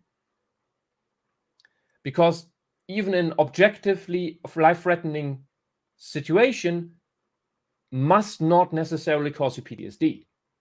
That depends a lot on your mental state. The weaker your mental state is, the more likely it is to cause you PTSD.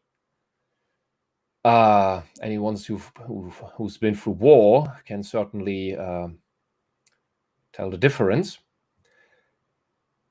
And then we have to understand, so he now has called rape is not life-threatening, not a life-threatening experience. You do not go through a life-threatening experience as you're raped.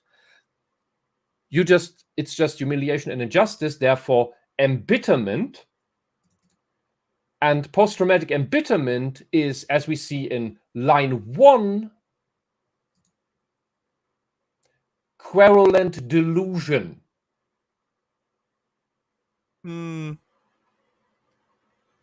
So that you complain about being raped means to him that you are a delusional querulent. Why do you keep complaining about having been raped? That is his question. And this is where I get very, very, if you want to say bitter, but it's not that, very wary. When a Catholic cites a lot of socialism in order to classify rape through some mental gymnastics and some rhetorical tricks as a querulent delusion.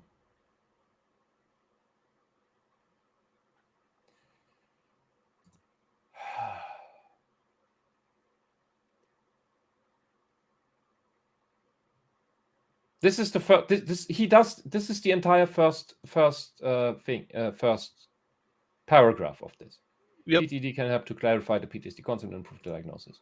Yeah, no, I think it makes it worse. And this is why we need so much time to dissect this thing, to understand this paragraph here.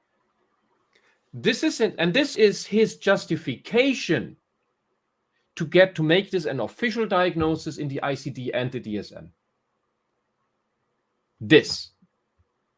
I'd be happy for anyone timestamping this part where I go about this last thing here. That would be very helpful to find again. I think I need a moment. Is it because of what this man is saying? Like, this is malicious insanity.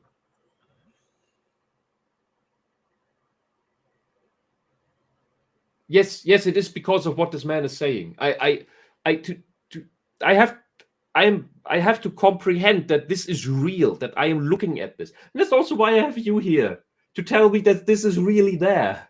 Yes. And I'm not imagining it.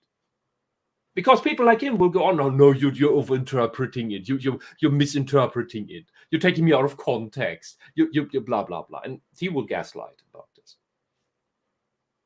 Fucking hell.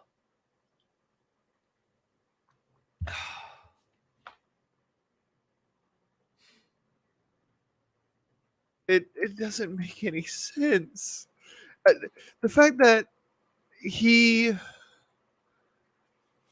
what's the best way I can put this?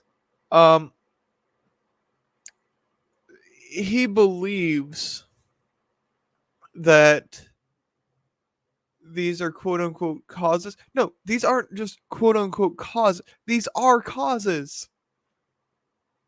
You can't debate that PTSD isn't formed from the causes that are given here, because it is.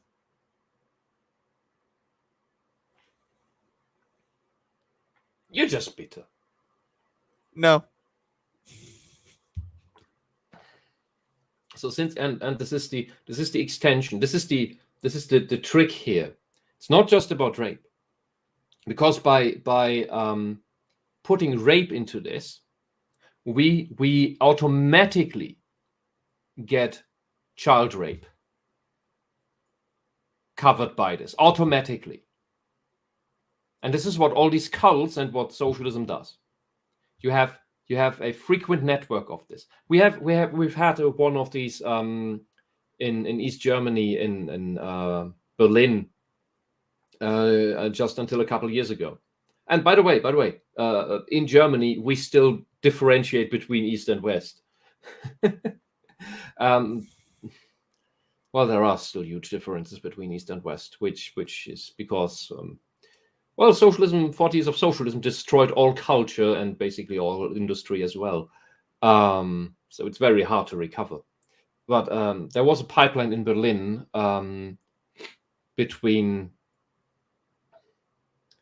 from orphanages through a pro-pedo judge to child abusers. A single gay man, a couple of gay men, but they were not just gay, they were pedophiles and they were abusing the children. And the orphanage and the judge were all in on it. And this was a distribution network for children. And it operated until the 2010s, as far as I remember. For decades. And people like him, and he is in Berlin, by the way. He works for the Charité, the great university hospital. I'm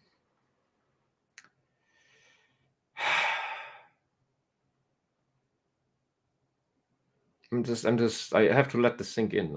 If chat has any opinions, please share. When you watch the recording of this for so bloody long, please write comments about this because I need help reflecting on this, because this is just so atrocious. Anyone else had probably read ahead before we got here, because this was on screen all the time. So, second paragraph, where there's a lot here. Maybe we'll get through it faster now. Depression is another frequently delivered diagnosis. What does he mean? What? Depression in correlation to the examples given?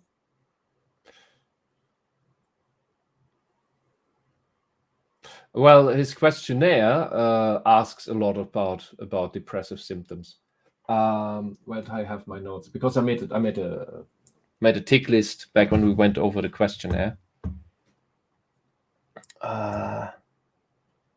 Should still have that here.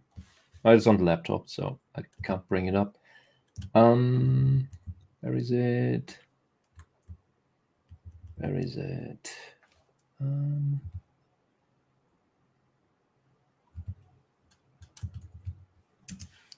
Okay. Yes, the unsorted folder. So when we initially went through it, my tick list of his 19 questions contained one question about embitterment. You know,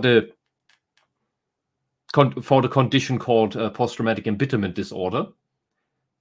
One question was about embitterment. 9 questions were about PTSD, one relating to complex PTSD. I had 2 ticks for catch-alls, 4 ticks for grape, 2 ticks for revenge questions, and 4 questions plus 1 more specific grief question about depression. He's just, this whole questionnaire is a catch-all to label everyone with PTED that he can. While we have more differentiating diagnoses already in PTSD and depression. He wants to just call everything PTED. Probably because he then can sell whatever therapy he came up with, like this wisdom therapy nonsense, which won't work for people with PTSD, and it won't work for people with depression. But maybe he can work people into joining their stupid cults, because what is the best thing to get people into cults? Exploit their weaknesses, exploit their wounds, but never help them heal. Just promise them that they will feel better if they just stay in the cult and keep paying the membership fee, keep buying the magical books, but they won't ever get better. So let's get on in the text. Well, it's for one what Scientology does, for example. Let's get on with the text. I want to do a deep dive into Scientology soon. Yeah. Of course we do this here. Depression is another frequently delivered diagnosis. However, with PTED, there is no anhedonic melancholic affect with reduced affect modulation. Why then did you have questions about exactly that? Wait. Questions.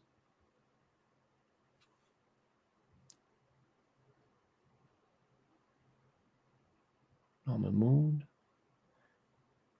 More easily irritated than before. Decrease. So, but that led to a considerable decrease in my strength and drive.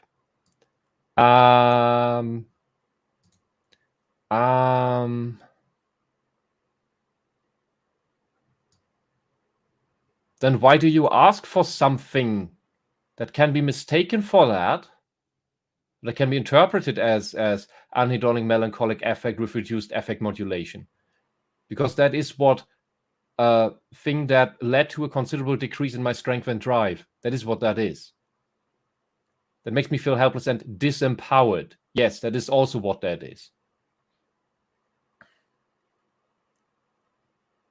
Impaired my overall physical well-being. You can make that. That makes me too frequently feel sullen and unhappy. Could be something else. That led to the feeling that there is no sense to strive or to make an effort. Anhedonic melancholic affect with reduced affect modulation. This fucking guy is lying.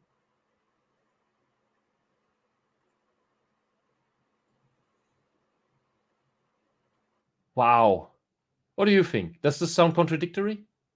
There is no anhedonic melancholic effect with reduced affect modulation. What are these words? Oh, sorry. I'm sorry. What are these words? I'm sorry. Okay, you understand melancholy? I understand melancholy, yes. Okay. You reduce, you understand affect? Yes. The difference between effect and affect. I understand the difference between the two, yes. Yes. So, if you have reduced affect, that means things that happen to you affect you less. They have less of an effect on you. Anhedonic, opposite of hedonic. Hedonism. Lowered. Let's just simplify this into lowered enjoyment. Otherwise, we can just throw this into the anhedonia. Anhedonia is the inability to feel pleasure. In very short. These questions that I read here. Yes. Do they play into that? They sound like leading questions, if anything.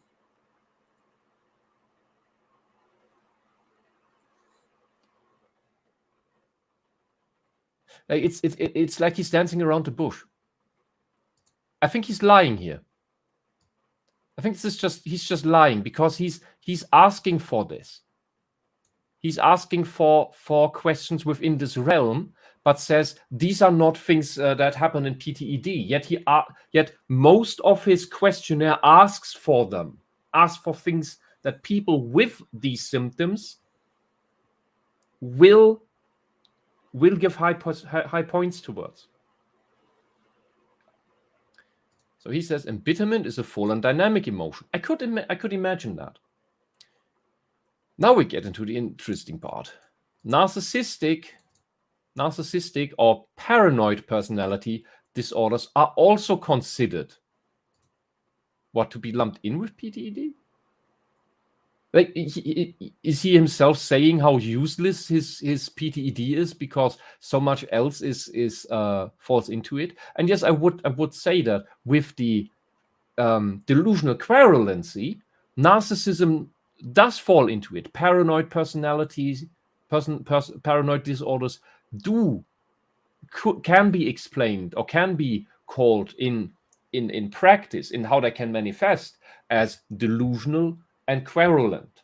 Yes, because that's how narcissists operate. Because narcissists operate not on true harm done to them, but on already on perceived insults to their egos, their very fragile God persona egos that they have to remain be able to remain believing is perfect, and any proof that it is not that, or any allegation that it is not perfect, will be taken as a reason to take revenge. That can happen with narcissists. So these could be fit into this querulent thing and the bitterness, because that's what narcissists have. But he before I remember that he ruled out narcissistic personality disorder for PTED. Like, let's look it up, because I'm pretty sure about that. No, it just comes up once here. I was pretty sure I had read that before. Well, anyone who is binge watching these insane streams, let me know. But we'll have to look for this then another time. I thought he had ruled this out before. Maybe I read it in another paper.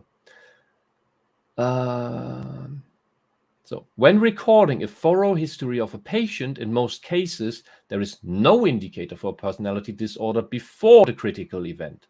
Aha. So does he think that the critical event turns you to a narcissist? Because that's not how narcissistic personality disorder works. That's something you just don't grow out of as a child. Burnout is sometimes diagnosed on account of the patient feeling overburdened, according to the ICD-11. This is a syndrome with feelings of energy depletion or exhaustion, which refers specifically to the occupational context, and it should not be applied to describe experiences in other areas of life. So this is just a irrelevant babble, if you ask me. PTED patients are not exhausted, but rather dynamic, complaining, and aggressive. Well, I can tell you that I am very exhausted. Also, people with, because he also lists sleeplessness, sleep deprivation, as a psychosomatic symptom. When you're sleep deprived, you are constantly exhausted. There are people with insomnia who work for 70 hours straight, sure, but they are not very energetic people. So you can get some adrenaline rush for sure, but bloody hell. Especially in the first years of severe PTSD, you are not doing anything. You have breakdowns, and that's it.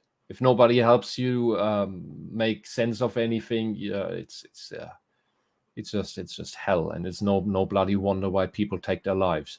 I cannot imagine suicidality truly being a result of this PTED stuff as he describes it.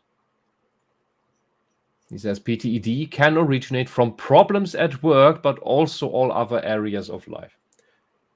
So it sounds like he wants to say PTED is a benign thing, and this also sounds like he's minimizing things like rape.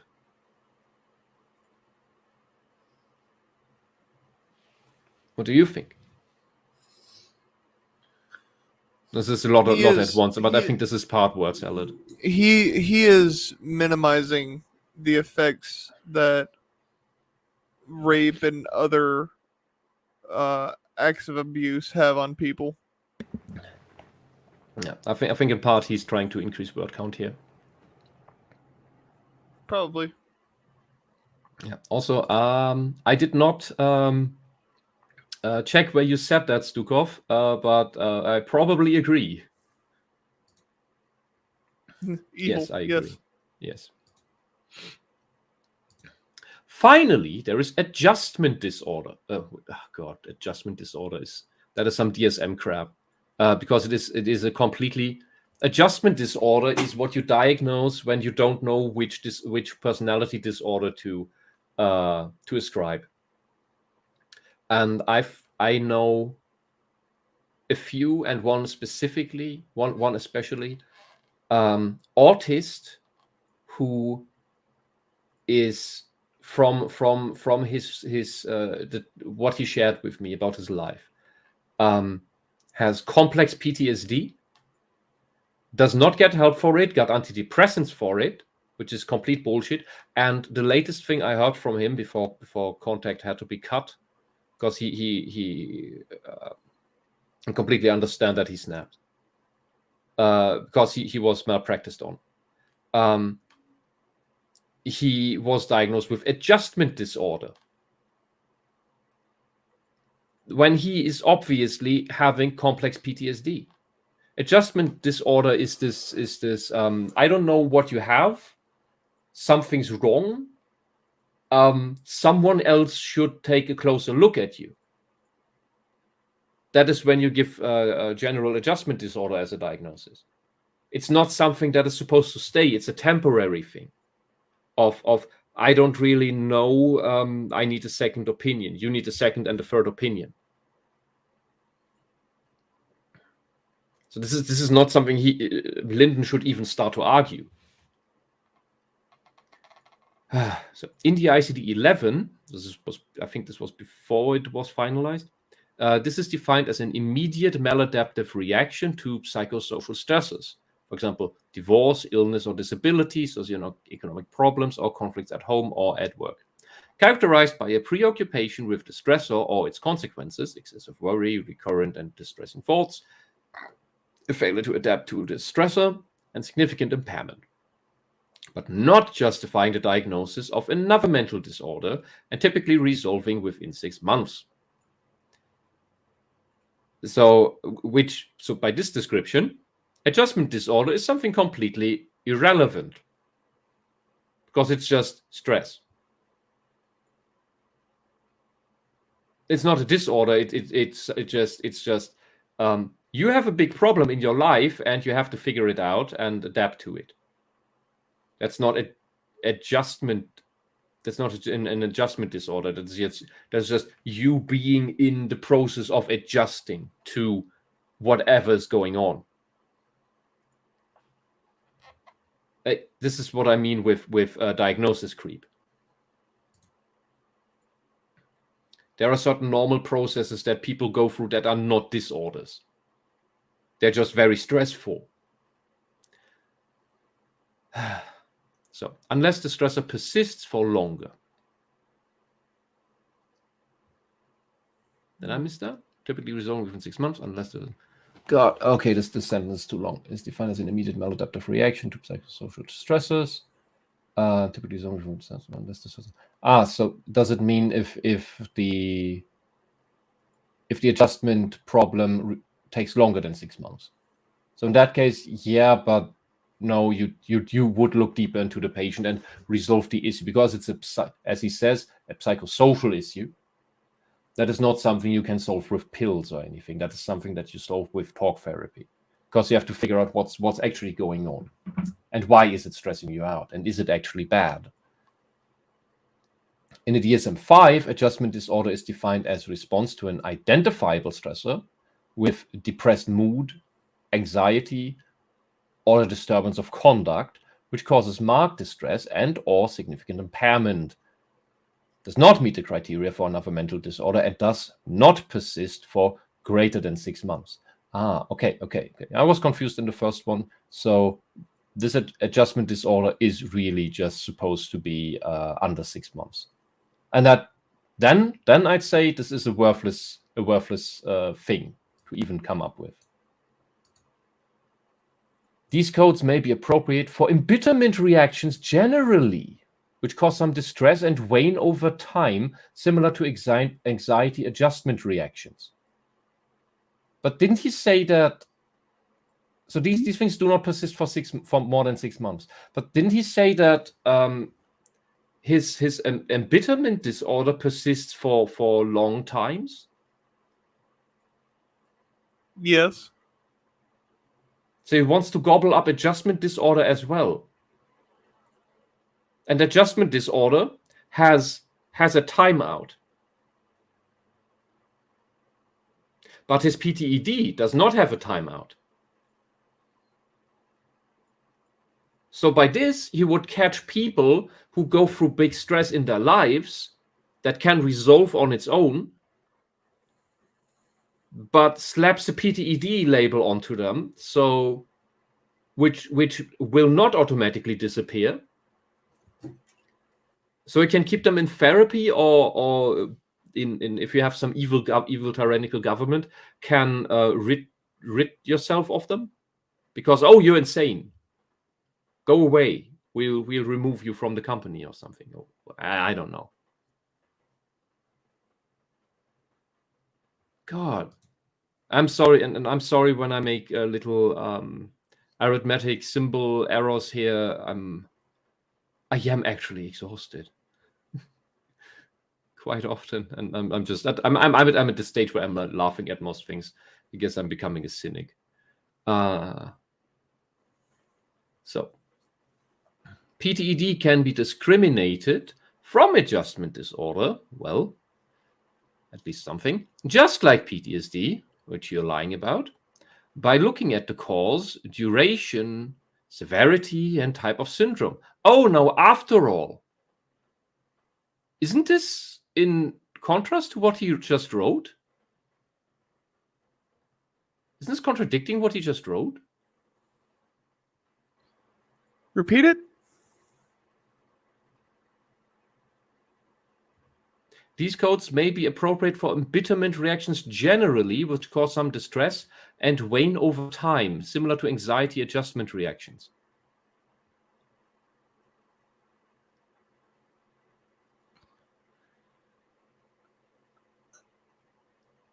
Is he just cautiously implying, like here's a weather balloon?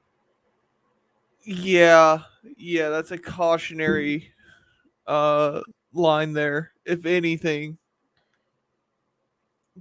because he can't be definitive on it. Otherwise, people will be like, all right, but what about all of this evidence against you? Yeah, he's like pedaling back and forth all the time. And this is the I'm telling you, this is the product of 20 years. He's been doing this for 20 years, and this is the state of his in quotation marks research. And how definitive he is in comprehending this is made up crap. Bloody hell. So let's go on. There is 1, a specific stressor, injustice. 2, a long duration with a tendency to increase, as already described by Kraepelin from 1915. 3, a specific symptom profile starting with the leading emotion of embitterment, which he has one question in his questionnaire. One.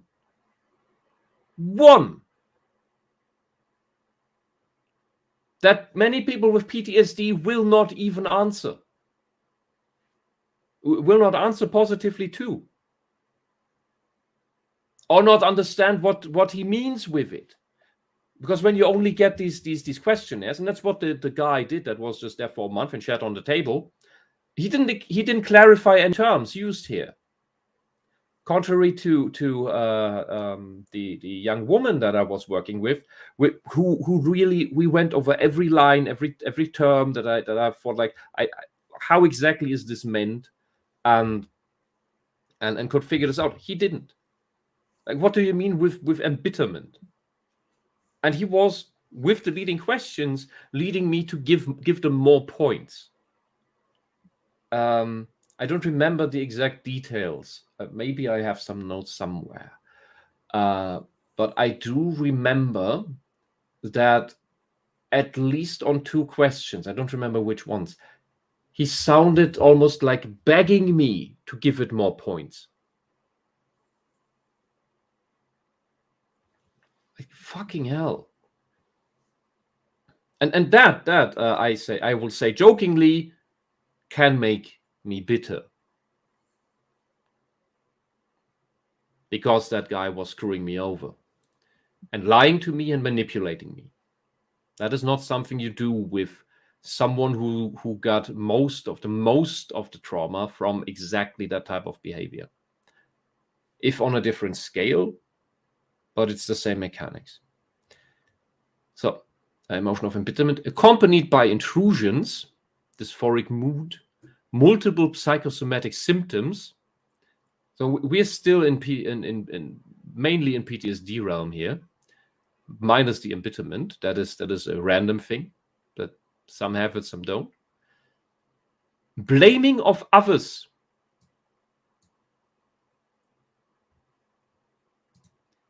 Where's the thing? Here. He did. Where was the question? What gives you points is during the last years, there was a severe and negative life event, question 7, for which I blame and am angry with myself. So if you blame yourself for whatever happened, you have PTED. Paper. If you blame others for what happened to you, was done to you, you have PTED.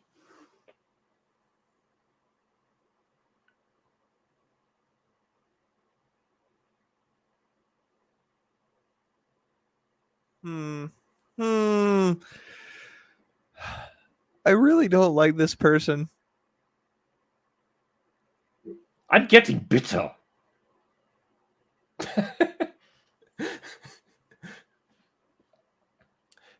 Ideations of revenge. Some people with PTSD can have that, but you will find much more of this in anything B cluster range.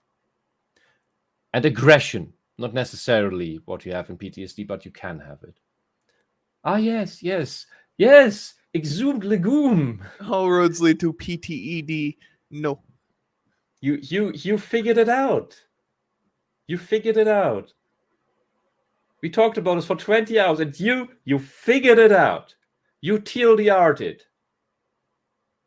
Maybe that would have been maybe that's a good title for the next for the next stream when we have the after show talk. I want to invite a few people who can say something about specific parts of all this. We cracked the code. Yes. I got when I got what is it?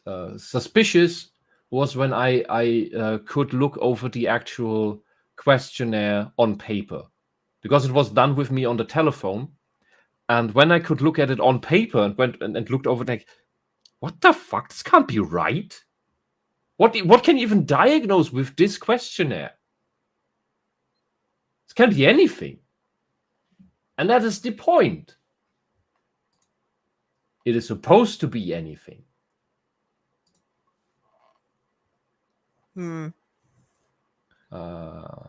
Digression. 4.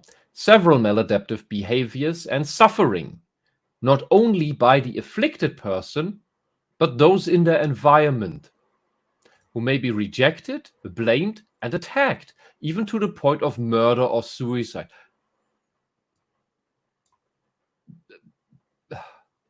Borderline personality disorder. And borderliners tend to be bitter, but they also harbor revenge plots for what they dream you did.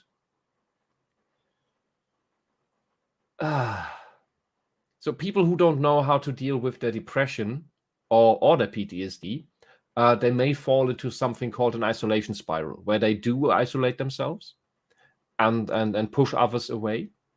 But once you are aware of the existence of the isolation spiral, which is a self-destruction sequence of your brain, because it's in so much pain that your brain wants to slowly shut you down because it doesn't see a way out. Once you are aware of the isolation spiral as a thing, as something that exists, you can work actively against it, which means you do the opposite of what the isolation spiral wants. You do not reject friends. You do not seclude yourself. You instead seek out friends and socialize, which seems a horrible idea, especially if you have somewhat of a conscience, because you then think like, yeah, but I'm always miserable. Am I not just pulling the mood down of everyone? I don't want to be a burden to everyone. These are thoughts that lead you into the isolation spiral. And while that is very virtuous of you and speaks for you, it's wrong. If you have real friends, they will be there for you. And they will want to help you. And if you can explain that to them, they may even understand that you're in pain. And that is why you are the way you are right now. However, there are ways out of that. And I hope you have a good therapist that helps you with that. And never forget, depressive symptoms, light exercise. That is one of the main keys. Pump that blood sugar and oxygen up in your brain so it can think and help solve your problems. PTSD needs a little bit more than just that, but it also needs that.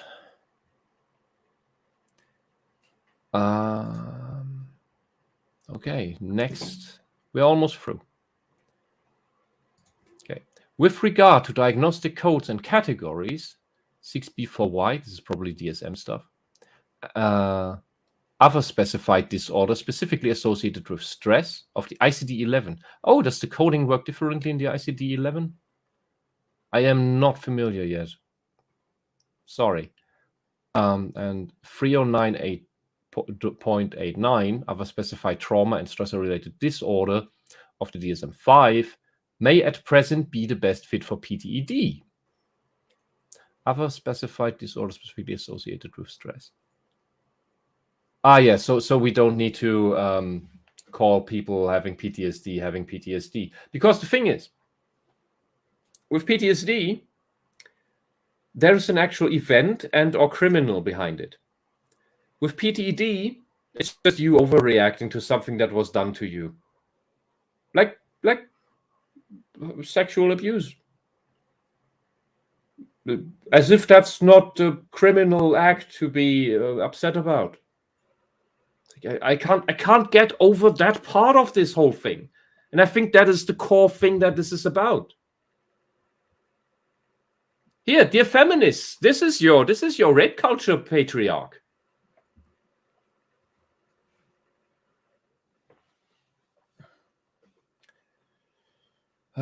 As they encompass a disorder specifically associated with stress.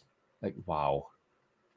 These are nevertheless still inadequate, and a distinct code for PTED would be helpful for clinical practice and research. The lack of a specific category in the ICD and DSM is a major obstacle to proper diagnosis and treatment. In many clinical settings, mental health conditions are only diagnosed and treated if they fall within the DSM or ICD classifications. There have even been reviewers of international journals who have argued that empirical research into PTED cannot be published as the disorder does not exist because it is not listed as a separate entity in these statistical manuals. You can do your own research into it, and in 20 years all you have produced is bullshit data. And that is why nobody wants to research more into it, because what you are presenting is just utter crap. It's useless. It is overdiagnosing nonsense, because what you want to do is establish this bullshit diagnosis to slap it onto everyone who crosses your path in order to sell some treatment for it that does not do anything. It appears to thus be important that embitterment is mentioned explicitly in the diagnostic classifications. Otherwise, clinicians and researchers are likely to find they have to justify themselves when they address this problem. So it's not in the ICD-11 as of the time of this publishing. Which means that how could he diagnose me with that? That makes it pseudoscience. Like more pseudoscience than it being canonized pseudoscience. Pain. When discussing whether PTED fulfills the requirements for a separate code in the ICD and DSM, one has to keep in mind that these are not clinical textbooks, but statistical manuals. Oh, great, he's trying to move goalposts or something. According to the preface in ICD-11, they are the foundation for the identification of health trends and statistics globally and the international standard for reporting diseases and health conditions. That was not the foreword in the ICD-10, which, as far as I remember, I mean, I have it over in the other room, but it's a German version, for clinical and research purposes. The limitations, especially those concerning psychosomatic practice and research, are well known and have been discussed extensively. The thing is, the ICD especially, so far, has tried to reject feature creep. The DSM has like, I don't know how many thousand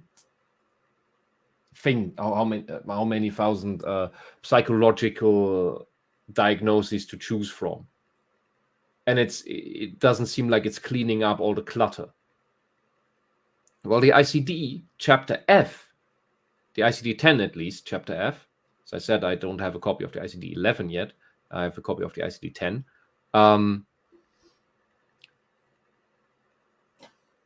Chapter F is rather short. It's a rather small book because it concentrates itself on the proven and seemingly obvious things that can be categorized,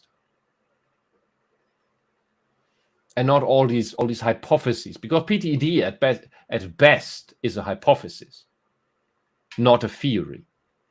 And he goes on, science theory tells us that diagnostic terms do not reflect the truth or some reality, but must be understood as hypothetical constructs which are qualified by operationalization, simplicity and utility.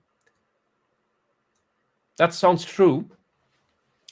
And PTED is a useless hypothetical construct that is in no way simple. It is contradictory in itself, and its utility is questionable. As it is low resolution, it seems to be deliberate low resolution, and the proposed treatment for it is just as useless. This thing needs to be scrapped, and any professor who teaches this stuff in a positive fashion, in a positive light, I think should be re-examined by whichever entity is responsible for that, and potentially like at least being barred from teaching this crap, because this is bullshit. This is pseudoscience, if not malicious. So it's like if you I think I'd be less riled up if it was trying to push zodiac astrology into it, because that stuff is just harmless placebo stuff. But this, fuck. Whether clinical symptoms are classified into separate categories does not depend on the proof of their validity in the sense of a disease entity, but the utility of such a category. I do not have enough energy in my system. I need a boost for that. Because I'm not in big word mode anymore. I'm sorry. It's okay. Just take your time. No! Stream's too long already. Yeah, it's approaching 3 hours. Yeah. But the thing tells me we allegedly have 6 viewers. Hello, 6 viewers. I'm glad you're sticking around. Why ever.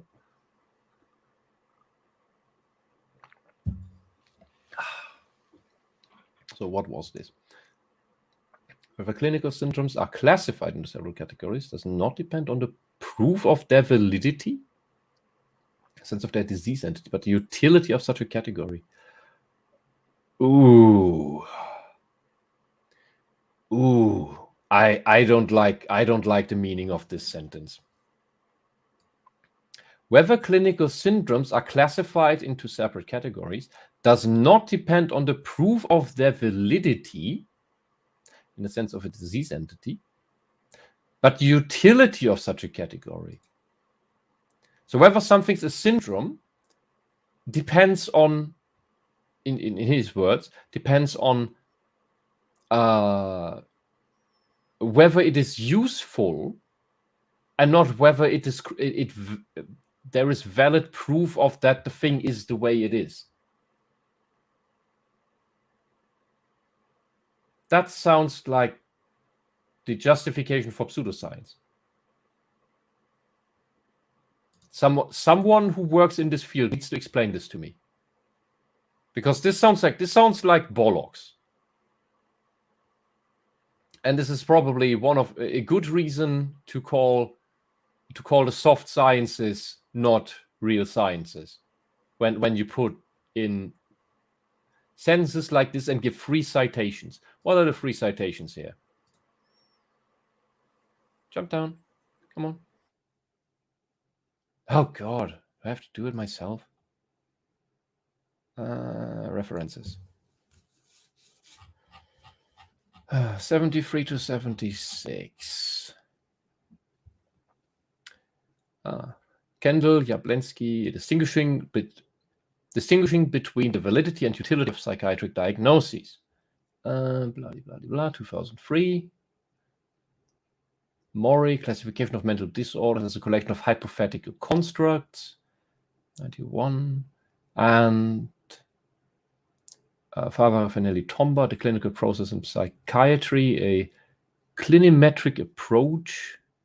2012. As well as, and the last one, Brandt, Rumpf, Dimitrovich, Müller, with a capital U. That's a dumb typo. Stark, King, et al. Which conditions should be considered as disorders in the ICD-11 designation of other specified disorders due to addictive behaviors? Okay, at least none of these fall into the self-referential or social justice research parts. But this is something I'd like to talk with someone who studied this, because it doesn't sound right. So these are resources to examine off stream, at least off stream. The PTED concept fulfills all the core criteria of utility. Citations we just covered. It covers and organizes a broad spectrum of clinimetric data, including symptoms, capacities, and participation, and restrictions or impairment. Yeah, it covers that, but it just does it's just shooting with a shotgun. Broad stroke, here's everything. That is not really organizing. That's just, yeah, you cover a lot. Congratulations. I don't think that's what they mean. B, it includes elaborated concepts of etiology. I would have to look up this word. I don't need it. I've not needed it before. Etiology, the cause, set of causes, or manner of causation of a disease or condition. The investigation or attribution of the cause or reason for something, often expressed in terms of historical or mythical explanation. So, example, the importance of sunlight in the etiology of melanoma. No, I think you fail in etiology. Your concept of etiology for PTED is crap. It's self-contradictory. It is word salad. It is, simply speaking, mental gymnastics garbage. C, it is well operationalized and allows a separation from depression, PTSD, and other disorders. No, it doesn't. It doesn't. And you deliberately wrote as trying to replace it. You deliberately seek to replace PTSD where you think that the event, because you think that something like rape does not cause PTSD.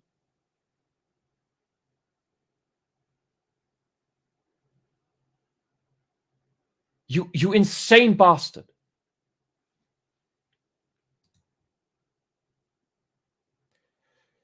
D, measures of embitterment correlate with each other and other related clinical measurements. I do not understand that line. Measures of embitterment correlate with each other and other related clinical measurements. So we would have to read these two papers here to see what the actual questions are for these things. So what this sounds odd on first glance and on layman's first glance. E, there is information on the cause, chronicity, and prognosis of the disorder. Not really, no. I've not seen it here. This is just a claim by him. F, the concept and respective codes in the ICD and DSM also have direct implications for patient care. They help to identify such patients, properly diagnose the problem, and guide the treatment of a disorder which is otherwise difficult to treat. Your disorder is wrongly identified, described nonsensically and contradictory, and your proposed treatment of wisdom therapy is just more bollocks. And the next thing is, you do not even have any data of wisdom therapy helping anyone with your alleged diagnosis of PTED.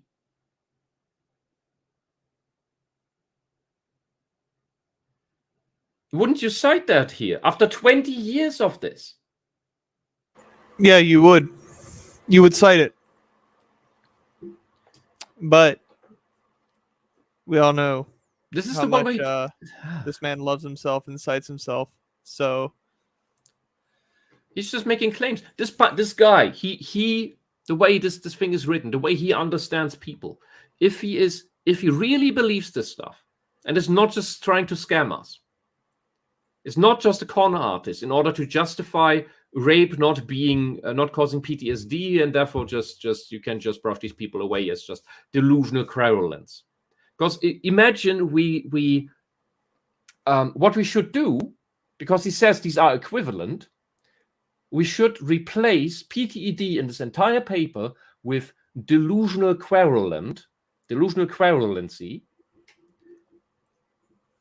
querulent delusion, any of these three, and then read the paper with those words instead of PTED. And I think it becomes much clearer what is really going on here. Because just by this rechristening of delusional querulancy, he manages to get away with this idea somewhat.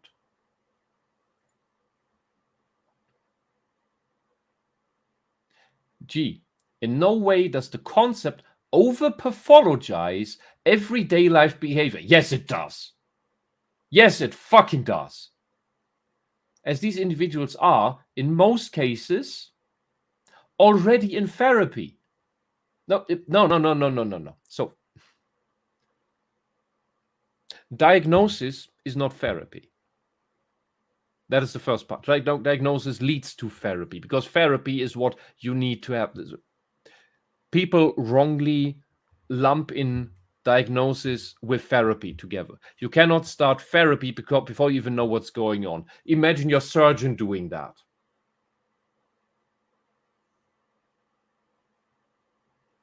Imagine going to surgery and your surgeon doesn't even have a diagnosis for you. Is he just going to remove your appendix or your leg? I don't know. We just remove things until you feel better. Does that sound okay? Maybe replace another random organ? I don't know. Do you really need that left eye? No. Fucking hell. And God, there are so many people with real PTSD in Germany that do not get therapy, by the way. Because it's really hard to find good therapists for PTSD in this country. They do exist, but they're fucking rare. Because our system here in Germany does not filter, does not have a quality filter for good therapists. Yes, we have a supervision system, but it seems to be completely useless. As you can just lie and emotionally manipulate your way through it. And then, of course, there is the ever-known sleeping your way through it. What I've heard from a acquaintance in Poland is that in Poland that they actually do screen their psychotherapy students for personality disorders. Was apparently, and this is just secondhand knowledge here. I have not verified this, but it is what I have wished for German psychotherapy for years, because it is evident that narcissistic personality disorder and even antisocial personality disorder are not filtered out by the universities. These people need therapy or be locked away in forensic psychiatry. They cannot be psychotherapists because all they do is cause more harm. And the antisocial, so the narcissist will do it passive aggressively. Like that one that wrote that I was not cooperative with her while she was not reading the bloody thing. And the antisocials, the psychopaths, they will deliberately hurt you because they enjoy it, because they are sadists, because they enjoy the control over you, and they will demand that you do everything exactly as they say, like little cult leaders. I ran into two of those. One was the head doctor of a crisis unit. That was fun. I was out there very, very quickly. So in no way does the concept over pathologize everyday life behavior. Yes, it does. As these individuals are in most cases already in therapy. That is questionable. That's a very questionable statement. Have several other diagnoses. Like what? The things that you rule out, people with that get PTED cannot have. So tell me then what's going on. Here's another contradictory little tidbit. because he's probably stating something true, but it is contradicting to his description of how PTED works, and have been treated with different therapeutic measures, usually not the right ones. It is not a question of first-hand labeling, but of a differential diagnosis. And he wants his to be the dominant one. While what we try to do, and this is also why feature creep happens, diagnosis creep happens in these books, is we want to, if we know there is a very specific phenomenon, a very specific pattern of a disorder or a disease or whatever, wherever we're working with, we're working in the psychological or in the physiological. If we know there is a very specific thing that is not explained by the general thing, then the specific thing makes sense to have. But we, in general, do not like to stay with a general thing. General things are bad, like adjustment disorder is a very general thing. And it's to the point it's useless. He proposes a very general thing that he claims is a very specific thing. And that's part of this trick. So, G. Such a code would possibly also allow for a better appraisal of other related problems and matching terms. For example, now we get back to it, moral injury, which must also be delineated from PTSD and adjustment disorders.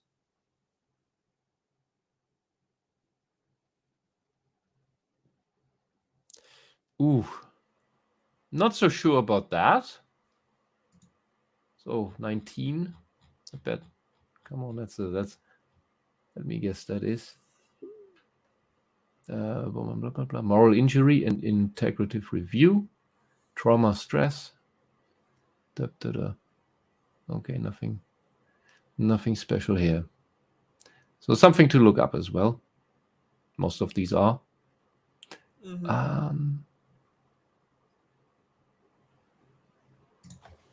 Just checking something. I want to know what that looked like.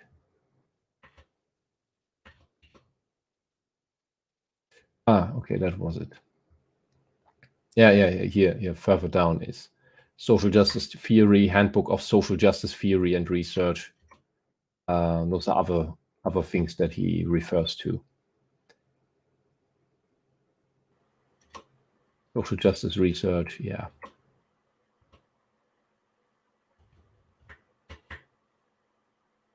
All right.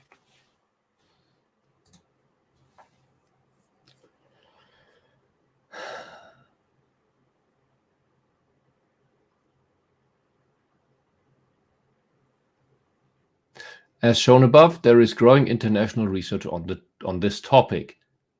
H. As shown above, there is growing international research on this topic. I doubt that.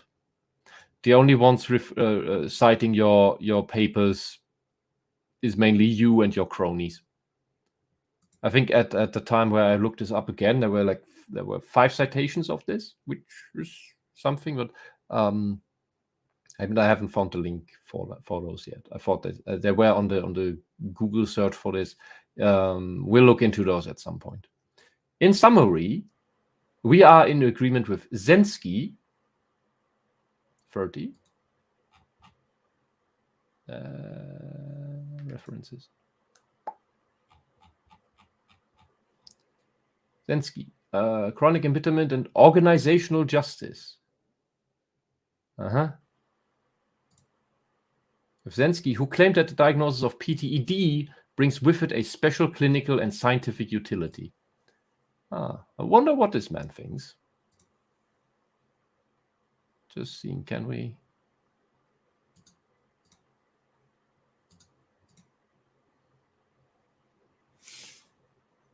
have a look into this? Chronic embitterment and organizational justice. It's an article. Yeah. So many references. Oh.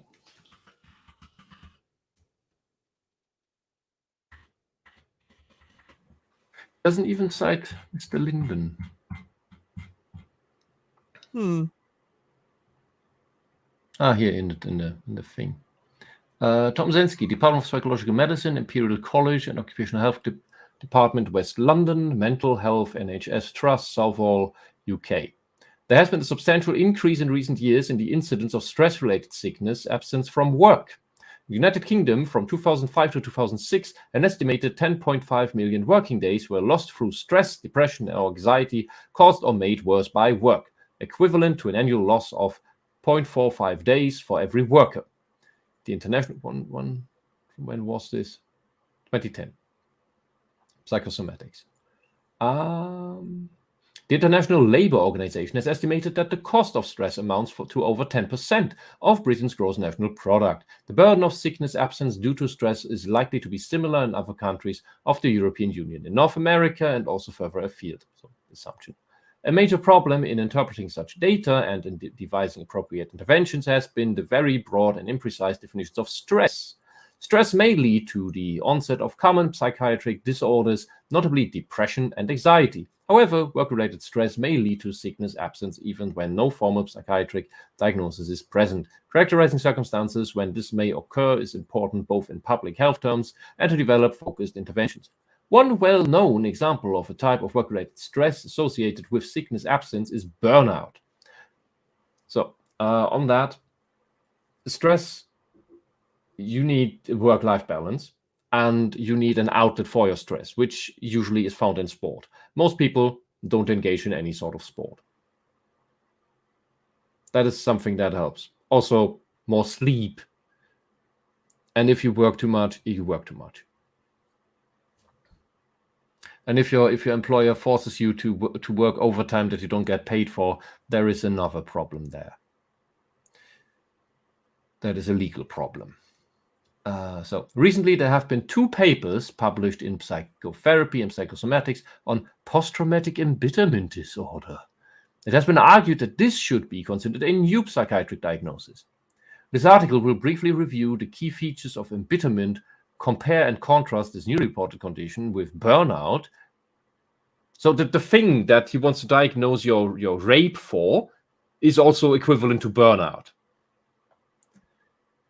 And with some established psychiatric diagnoses, outlines some organizational concepts likely to be relevant and comment the diagnostic utility of embitterment for reasons outlined below. The condition will be described as chronic embitterment rather than post-traumatic embitterment syndrome.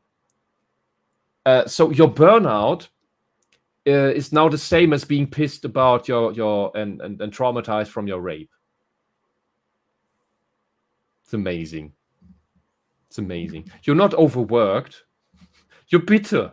You're just bitter. You're just bitter that you're chained to your workplace too much. Fucking hell. Features of chronic embitterment. Michael Linden, our Lord and Saviour, who first described post-traumatic embitterment, fucking hack, has defined it as an emotion encompassing persistent feelings of being let down, insulted, or being a loser, and of being revengeful but helpless. Yeah, that's what your rape did to you, nothing else. That just is. 2, oh no, that was the 2. Okay. According to the diagnostic criteria of the syndrome, people experience embitterment in response to a single exceptional negative life event, which is regarded as the cause of the embitterment. Those experiencing embitterment report repeated intrusive memories of the critical event, like trauma, like PTSD, and blame themselves for the event, for not having prevented it, or for not being able to cope with it. Yeah, but in the paper he said that you mainly blame others. It's in the questionnaire that you blame yourself, and in the paper you blame others. I don't like this man. He's angry wisp noises. Although there is considerable comorbidity between embitterment and other common psychiatric disorders, like this is a very important line here. It's a very important admission. Although there is considerable comorbidity between embitterment and other common psychiatric disorders. This means that this new thing that Linden came up with is useless because we already have all the other things, and he's not making a case that his thing is a better descriptor of all of these other things that we have working treatments for, by the way. Notably, major depression, dysthymia, and generalized anxiety disorder. Yet none of these you can treat with his wisdom therapy bullshit. The condition is characterized by a combination of features which do not commonly occur together in these other disorders. The condition is characterized by a combination of features which do not commonly occur together in these other disorders. Anger, rumination, helplessness. No. Helplessness can happen in these. And appraisals of injustice. All focused on the cause of the embitterment. You mean the trauma. The author reports no conflicts of interest. This just sounds like advertisement for Michael Linden. This is just writing. It is exactly just advertising.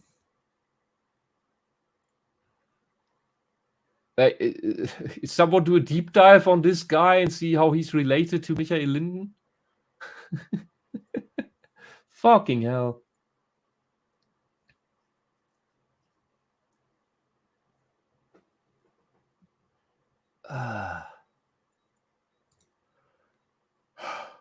In summary, we are in agreement with Zensky. Who's in agreement with you? You're not in agreement with Zensky. Zensky is in agreement with you. Fucking hag, who claimed that the diagnosis of PTED brings with it a special clinical and scientific utility. But not really. Not even. Not even. Where did I have the thing? Did I close it?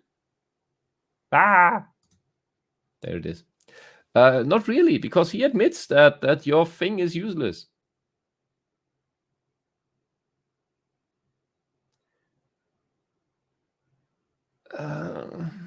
Just thank you. And this is him talking, making this into the next thing: chronic embitterment. So he blames this man, Tom Zensky. He blames your burnout onto just being chronically bitter about one thing that happened at your workplace.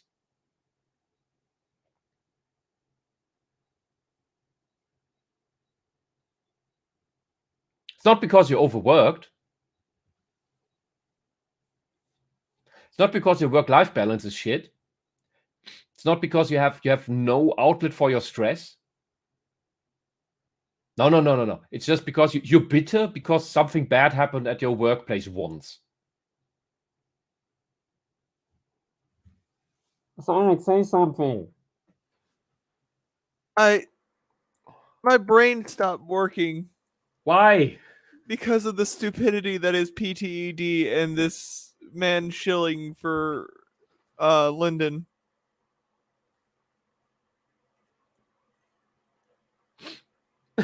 This is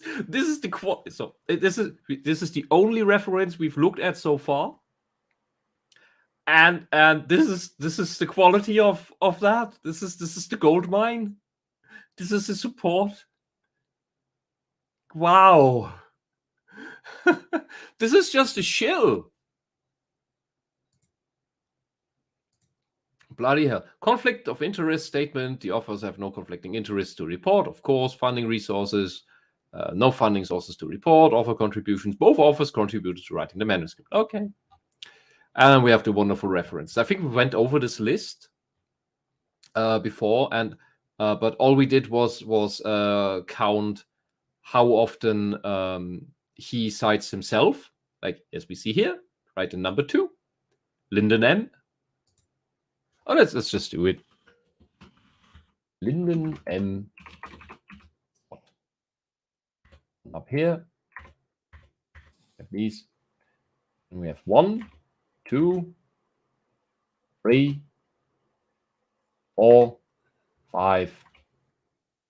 Okay, we have 5. What if we had more?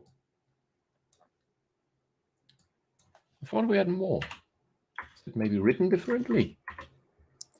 1, 2, 3, 4, 5. What's positive? 6, 7, 8, 9, 10. I count that as 1. 11, 12, 13, 14, 15, 16, 17.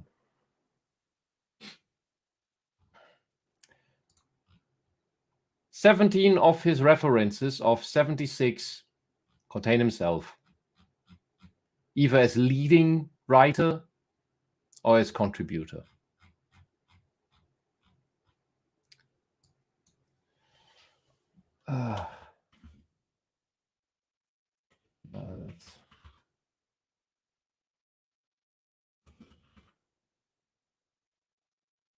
Social justice research. 1, 2, 3, 4. This is also written differently. 2 of them. One of those is referenced in the same line as well. Oh no, never mind. Never mind. It's not.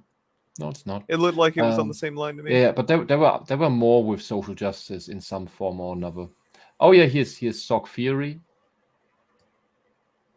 So maybe I can. This is work with.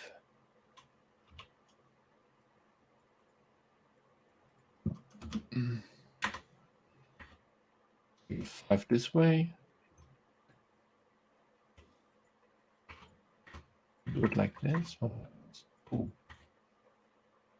Have all the stuff in the top. Up. 1, 2. No, just 1.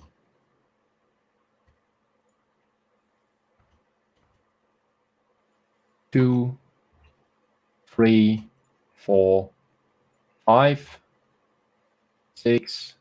Yeah, 6 times social justice theory in some form or another. That's close to 10%. 9%. Which I find is a bit much. Thought we had more of that.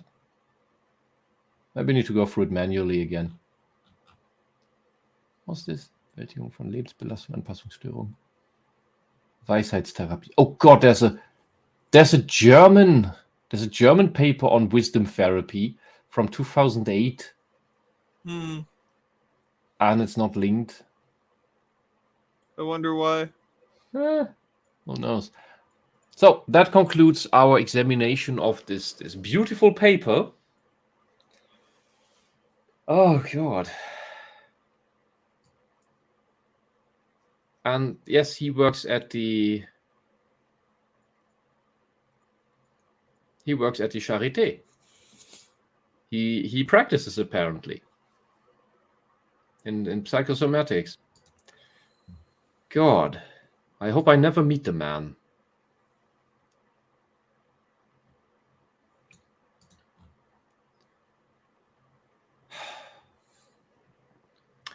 Okay, I am drained. You are probably too. So is the audience. Yeah, my brain is. Do you have final thoughts for today's episode? The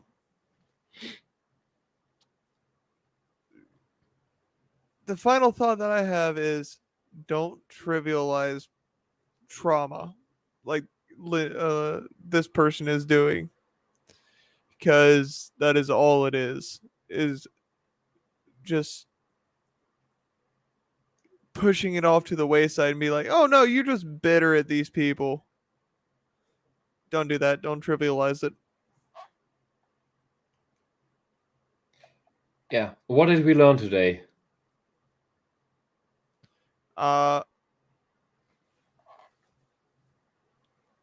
Rape can be put into the PTED section. What can be? Rape. Yeah. Yeah. And what does PTED really mean?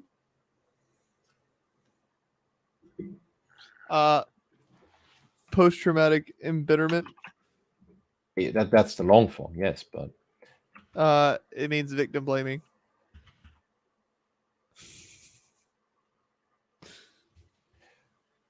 but remember,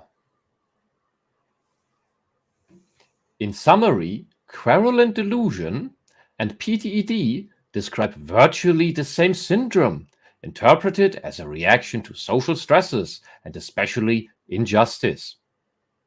PTED is querulent delusion. You're a delusional querulent for having been raped.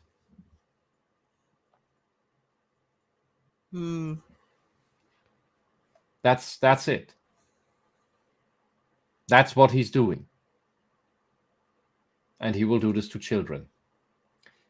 You would cite it unless it went against your theory, basically every academic paper ever written. Yeah. You cannot become a therapist if you don't go through therapy for your own problems. Well, I wish that was a thing in Germany, because a lot of therapists I've met obviously studied psychology in order to therapize themselves, treat themselves, but they're completely incapable of that. And they are indistinguishable from patients.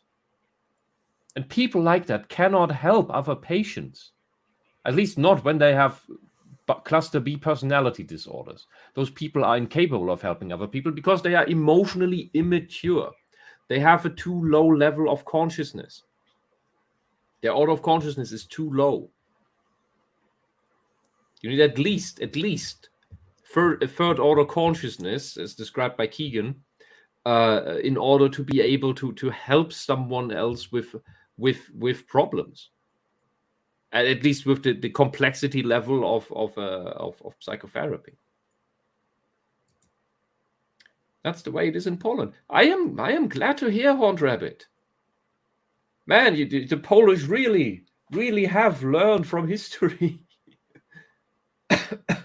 You are in these regards, like, there's lots of corruption going on in Poland as well, no question about that. And but man, the Polish have learned from history, especially compared to the Germans. Germany didn't learn from history at all, and I think maybe this is another lesser issue compared to the big historical stuff where it shows.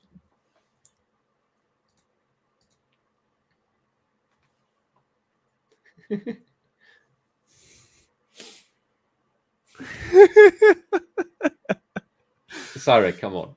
You do it.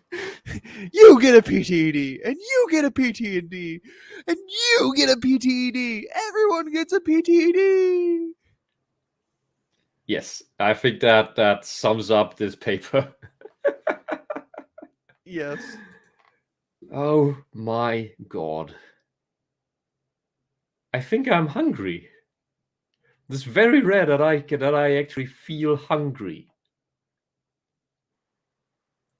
It's the only feeling of emptiness inside that I know. And I feel it very, very rarely. All right. I think we can close out here, can we? Yes. Now I'm gonna go eat. Yeah. So what's up for the future? In regards to this series, an after stream with a couple people, if I can get them together, to talk about this, and if I can manage, make my first video about something, and it will be crappy in quality. That'll be fine.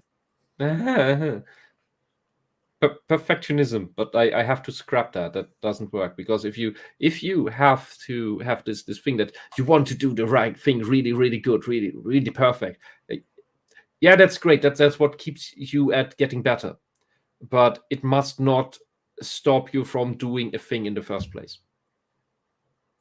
it must especially not stop you from starting. Let's just see how my brain can handle learning new things at this point in time. Now I'm at a phase where I don't know how to stop.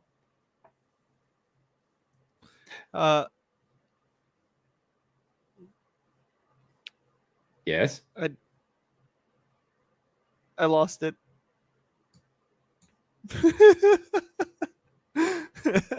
You're not helping. You're not helping. Everybody, thank you for sticking around this entire stream, this entire hogwash, and the tism and the tangents. Mhm. And I hope you could take something from all of this that helps you in some way. And if ever someone wants to diagnose you with this, you don't let them.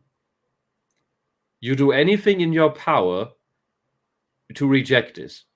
But the difficult thing with these gaslighting diagnoses is that anything negative you will do against it, the bad therapist will see as evidence that the bullshit diagnosis is correct. But you must not let them stick it to you. Yes, Horned Rabbit, thank you, and a good day and or night to you as well, and everyone else. Be well, and see you next time, because hopefully there is one. Goodbye, everybody. Yeah, also write comments. I love comments. Goodbye. Goodbye.